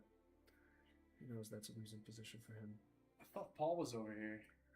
Yeah, well, Paul's playing right now. Okay, he's downstairs. Yeah, he's downstairs playing. Okay, I thought they would both be playing each other right here for some reason. Yeah. This is just the streaming studio. Yeah. We just got the stream up. What's your perception of the game so far? I see a lot of time on the board. Yeah, there is a lot of time. Is this a different game mode? Which one this is the battle, so it's the longer game mode. 8 minutes on each player's clock, and they've got 2 dreadnoughts, 3 cruisers, 4 fighters on a larger board than typical. So it's there's a lot going on, and the variety of engagements that we've seen has expanded far beyond what we were seeing in Clash, and I think that's quite interesting. I think that we've seen, just a much wider variety of engagements. And so interestingly here, actually, JP can take out this cruiser if he wants to, but it would put him in a pretty vulnerable spot, I think, because both of his cruisers would be facing forward, and I think we've pretty consistently seen that when cruisers are diagonal, they can kind of explode into the combat a lot more violently, and they can sit passively a lot more before they do that. So yeah.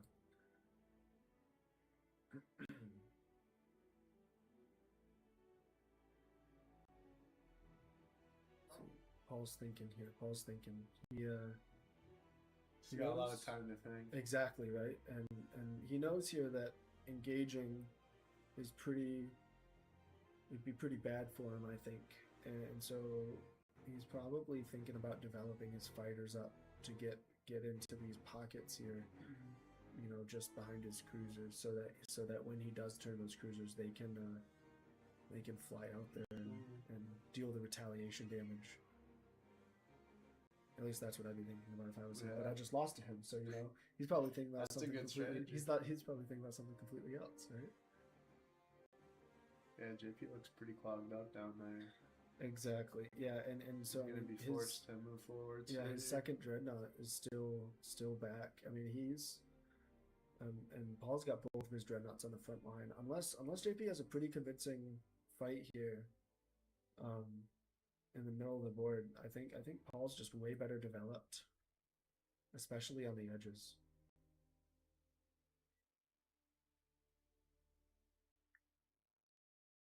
Yeah, I mean, even so that he's looking like he might take a fight here. Let me double check. I do hear that.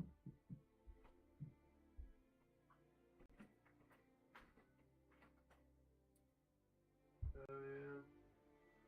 The PC fan. Be running hot.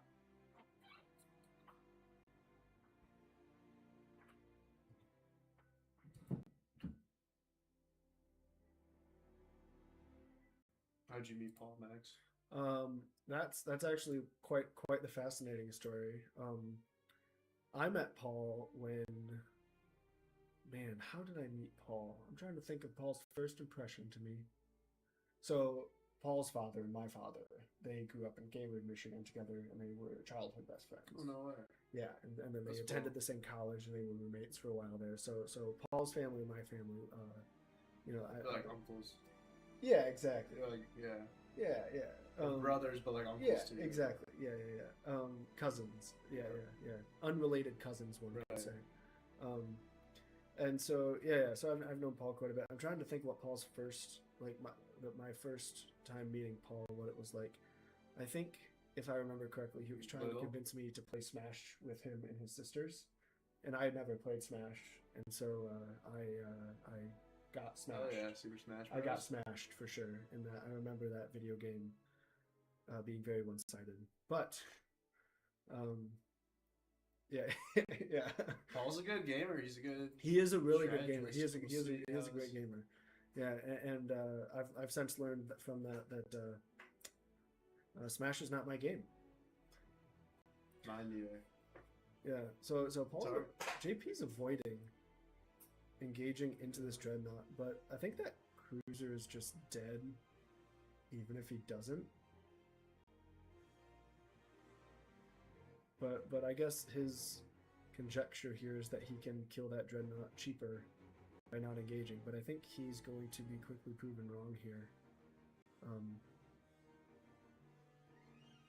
Yeah. But who knows? I mean, maybe this fighter here is his win con, if he can get that all the way around. But I See think some pretty good defense back there, though. yeah, there's a lot of ships back there, and there's not a lot of ships up here. Yeah, the fights just haven't been going his way. I think the development of Paul's dreadnoughts around the outside has just been too much.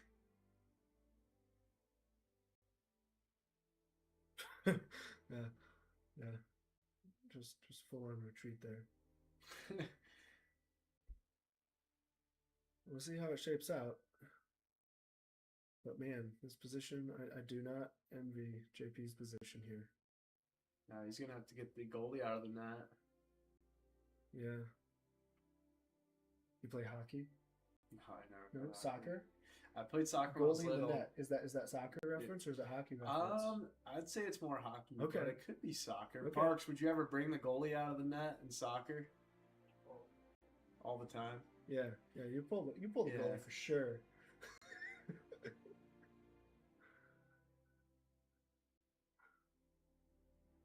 Could even be lacrosse. Oh, it could be lacrosse. Yeah. What other sports do we have a net and a goalie? We got field hockey. Field hockey, We got handball. polo or water polo. Water yeah, polo? handball. Yeah, handball.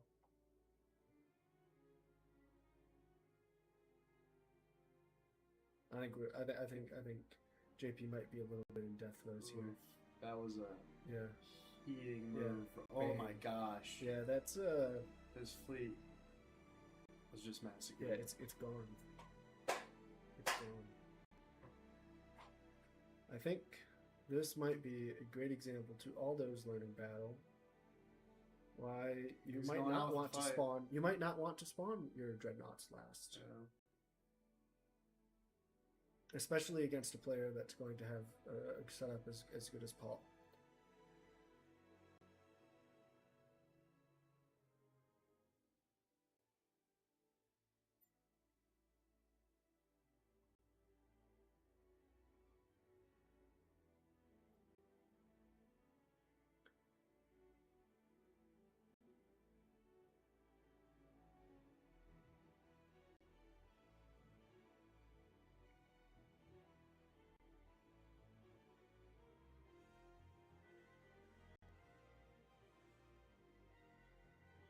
that the PC feed? Yeah, it doesn't sound good. Fan is kicking. Okay. Yep. I think there's nothing I can do. What fan is it? Is it the back fan? What city did you grow up in, Max? Well, I grew up. Oh man, that's an interesting question. So I grew up pretty rurally, Nice. Midland, Michigan. Oh, Midland, nice. Yeah, yeah, yeah. A little Well, bit north. I say around Midland, but you know, Yeah. pretty far outside of the city. It's like right above the thumb, right? I would say about the middle. Or of it. middle, Yeah, okay. yeah, yeah. Directly west of Bay City. Okay. Yeah. I was thinking of Bay City right Yeah, now. yeah, yeah. Yep. Yep. What about you? So that's north of East Lansing? Yeah, about Okay. hour and a half north That's of right. Lansing. Yeah. Yeah, I grew up in Troy.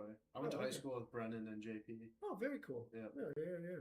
Middle school too, yeah. Okay, and then you met Paul in college. Yeah. Nice. First year. Very East cool. Lansing. Yeah.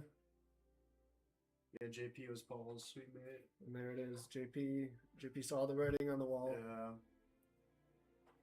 And yeah, I mean, it's hard to know exactly where that game went wrong. Well, we can check it out. Let's look at that. But It really comes down to one turn. You either cooked. Yeah, I don't know if it came down to something one turn materializes. there. It was pretty consistently. JP did not take a positive engagement in the center of the board there. And I think it really comes down to just not having the dreadnoughts on the flanks. I mean, you see, he just doesn't have a positive engagement. What's that? Play the dreadnoughts first. I mean, yeah, I mean, Big boys out there. exactly. I mean, just JP has the same core setup here, but I mean, almost identically, like almost exactly mirrored. But he just doesn't have the dreadnoughts on the middle just to squeeze. First one play with Paul. Yeah. Yep. All right. Well, let's see. Let's see the next game. This could be a good time. All right, here we are. JP doing a similar opener again. That's such a cool. Generally, sometimes it's best just not to spawn. Yes, for sure. For sure. Oh, gee.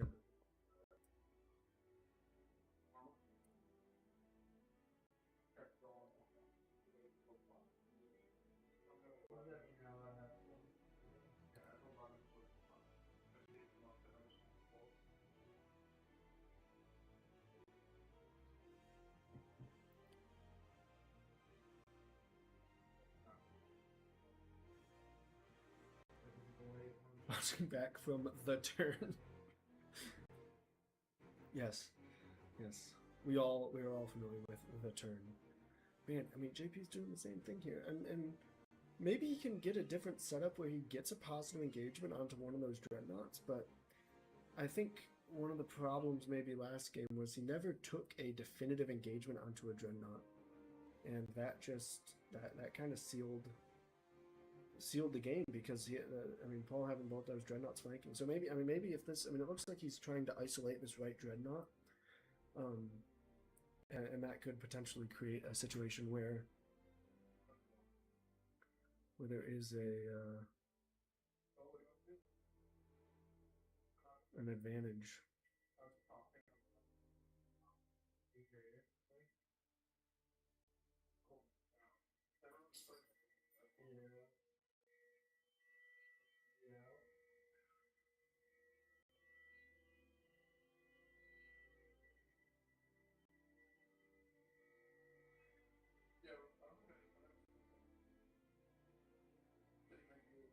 Alright, we're seeing this, and now, JP experienced it last time. He knows he's got to get this fighter away from the wall, or else it's just, SOL.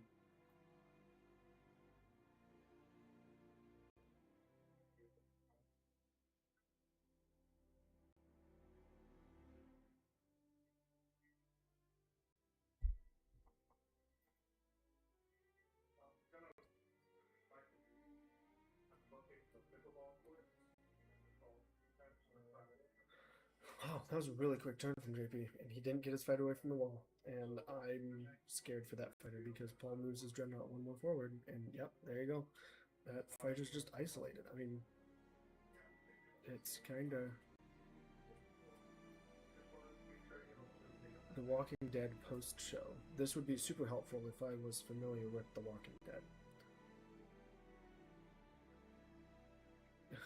We all get the turned by Paul at some point. We do. We do all get the turned by Paul at some point.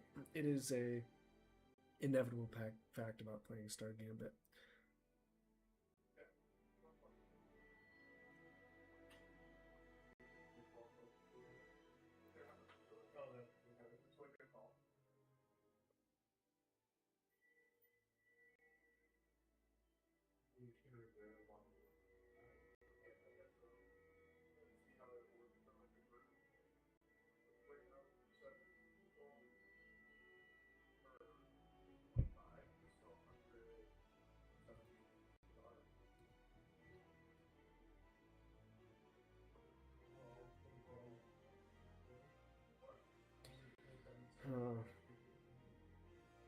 Interesting decision by Paul to press that Dreadnought against the wall. But, I mean, JB's doing the same thing where he turns his fighter around, which I really just don't. I mean, if you're going to show the aggression there, and you're going to leave doing no damage, well, I mean, he should have shot first, for sure, but he's going to leave doing no damage.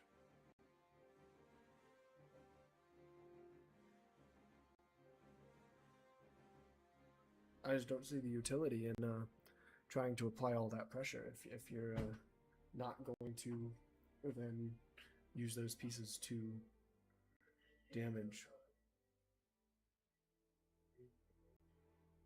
Now that's a good move for sure, because in order to kill that, Paul has to move his. Oh no, actually he could waddle the Dreadnought. But doing that does force, one of two moves out of Paul. So, I mean, even just knowing one of two things that he could do, that's an advantage.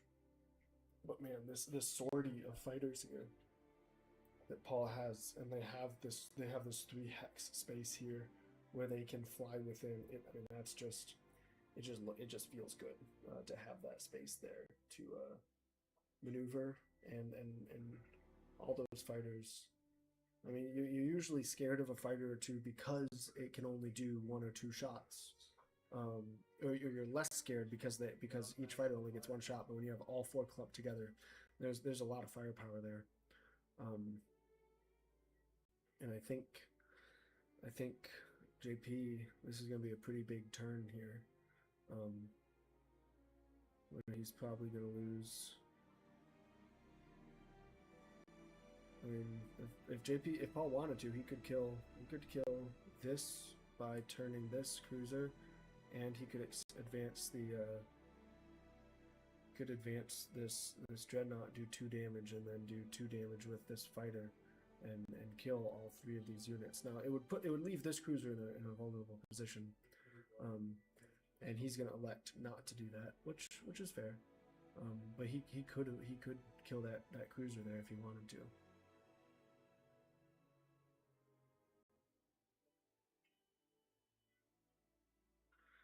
Fighter squad on their way to get the turned.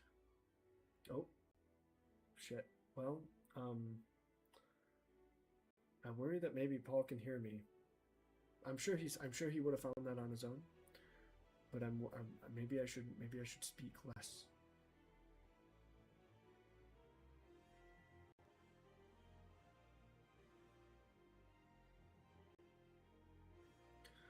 The fighter squad is still alive and well.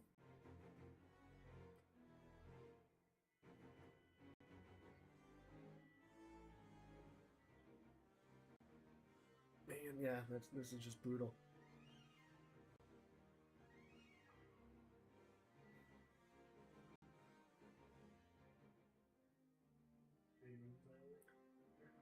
Yeah, this Dreadnought's about to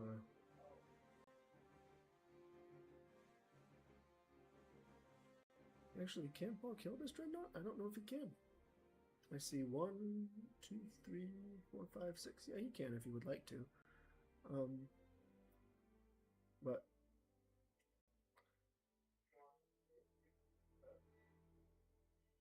it would appear we may revert. I think JP's just been playing way too passive, and all the engagements he has been making have been not very.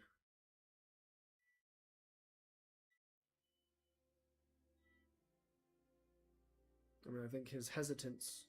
I mean, he's showing a lot of aggression early on the side of the boards, and then not following through on that aggression, and I think that's really coming back to bite him. In that, I mean, I don't know if the game would have worked out for him if he had gone through on some of that aggression, but I have a very strong sense that the game would go better than it currently is, at least.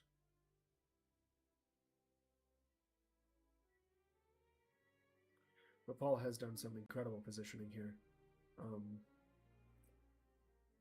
I don't see people very regularly clump up their fighters into a sortie like that, or into a squadron. What is a group of flight? Yeah, I mean, it's just like a group of animals. What is a group of fighters called? A gang of fighters.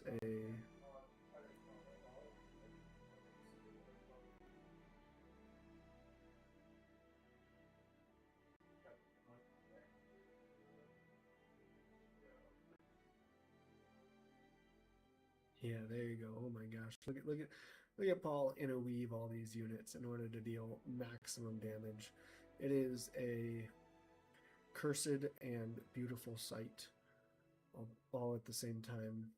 And knowing that, you know, in this vastly overpowering position, he should not be advancing this dreadnought. He should be sitting back with that and defending.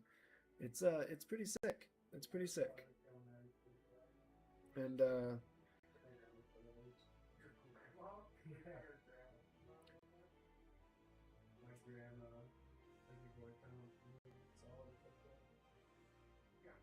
I think JP right now is realizing he has one chance. And this fighter if it had the time, it might be the little fighter they could, but he doesn't even have the time because the purple portal is gone. Wow, GG's, look at that. I mean, I think what we're seeing here is a pretty. It's just a masterclass from Paul, in terms of being able to manipulate those pieces and take positive engagements almost all around. I think we're seeing a lot of.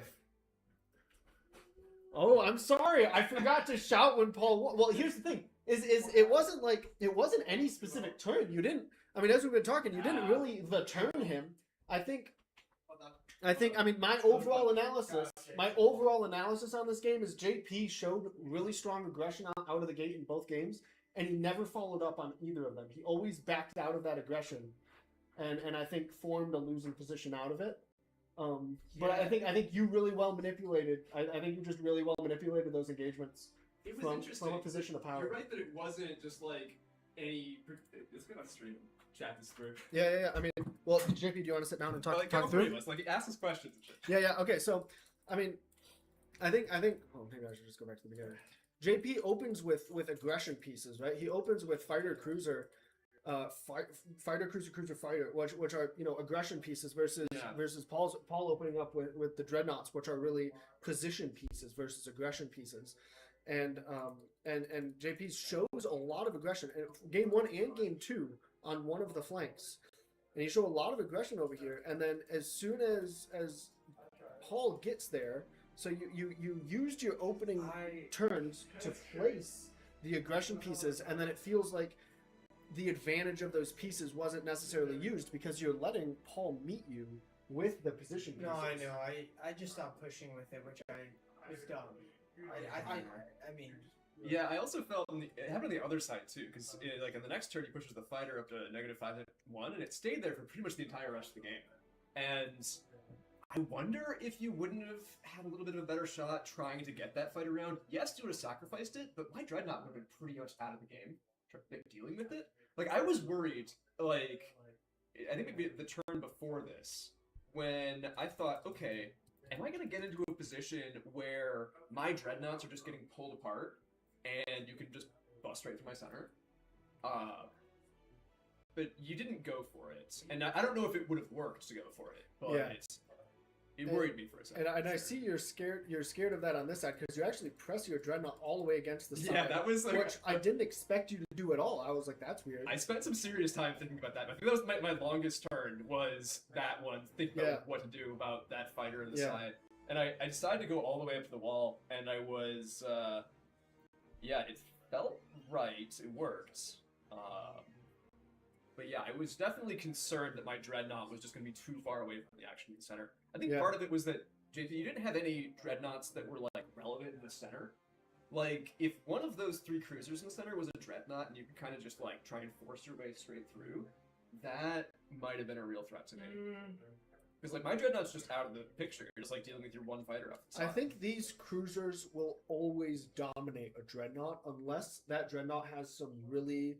Unless that Dreadnought, like, has a fighter that instigates, because... Well, I'm thinking if it was, like, cruiser, Dreadnought between him and the third fighter off the side, I think that might beat my 3 cruisers. Like, I might have my fighters relevant. It'd be interesting to see. It's possible. It would have been a bloodbath. Yeah. I mean, I think the biggest thing here is just that this aggression is never followed through on, and you wasted your development turns with this aggression. No, I know. That was the problem, is I had a game plan, and then I just backed out of it. Yeah. And it might have gone differently, it might not have. Yeah, exactly. Who knows, Right. But I mean... I think I did have to delay your Dreadnought moving up on that right-hand side slightly, or at least try to get, like, 3 damage off of it. I think the thing is... Yeah, like, once this fighter, if this Dreadnought moves forward, this fighter's just done. I mean, it can't do anything except for. So that probably would have been the turn just to move it up. I think if you move this fighter here, shot.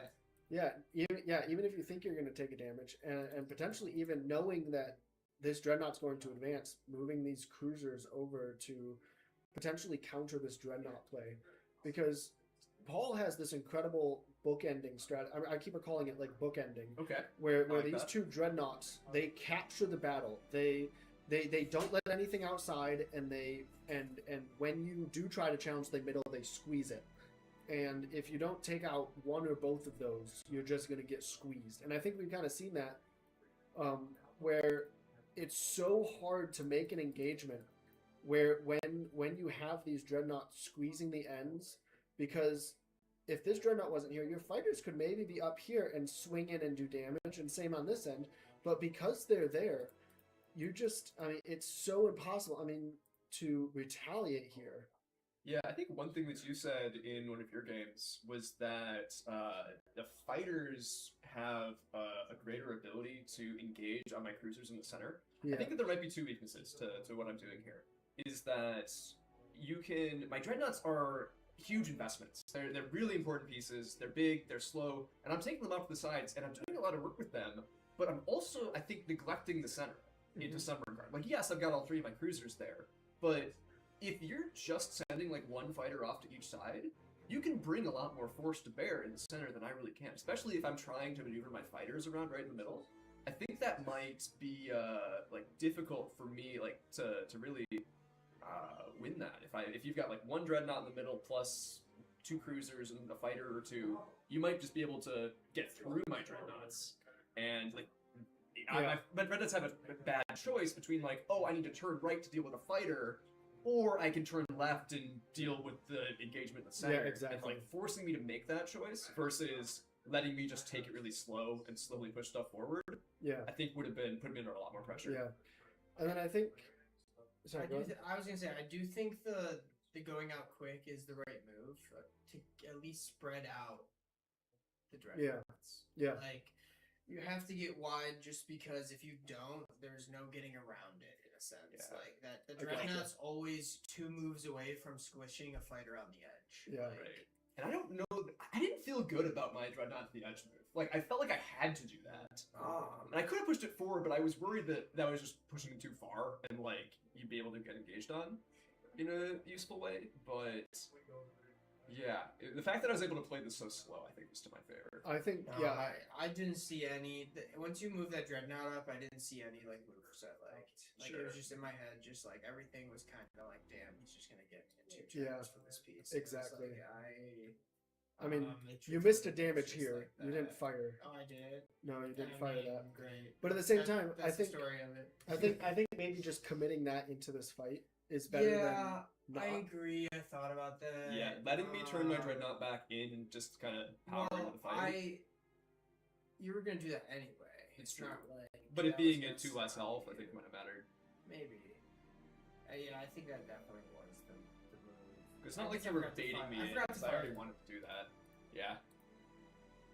Yeah. Yeah, I definitely had those thoughts. I think I just put the wires got crossed in my head. I mean, I think the problem is like It was just. this fighter's dead and it doesn't have We'll its figure it cover out one utility. day. Yeah. We'll sort it out.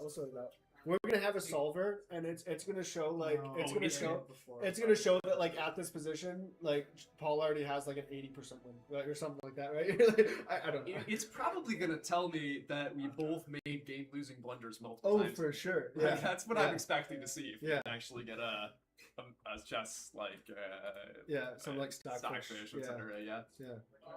Did you hear me when I was talking about this move? No, I didn't. Okay, I was talking kind of quietly, but you tried a few iterations of this, and I was like, oh, Paul can actually kill this fight. Yeah, I This- knew I this could. I was just like cruiser." having trouble finding it. Oh, I was like, I saw it right away, and I was like, Paul can actually kill this cruiser, and I talked about it for a little bit, and then you like tried a few different variations, and then you did it, and I was like, oh no, did I tell him about that? No. Oh no, I was sure you I would actually find it looked eventually. away at that point. Yeah. Because my mom messaged in the chat like, "Oh, who won?" I'm like, "Oh, we're playing right now." But I'm looking away and I like look back like, "Oh, I see this cruiser. I surely can kill this, but That's I don't funny. know how." That's funny. It took me a minute, but I got there. So we're getting a few calls on stream to show the new board, showcase all the new pieces. Oh yeah, sure, we should do that. Hey JP, do you want to bring the board over and show it off? Sure. You're going to visit my grandpa's class. Okay, let's make some space here. I actually quite like the board that you have in the box as well, just the folding board. Cardboard, yeah. Yeah. It's nice. I do quite like it. I mean, Yeah. I'm a big fan of the magnets. Yeah. Can you switch to OBS so I can see you where I'm pointing the camera? Sorry.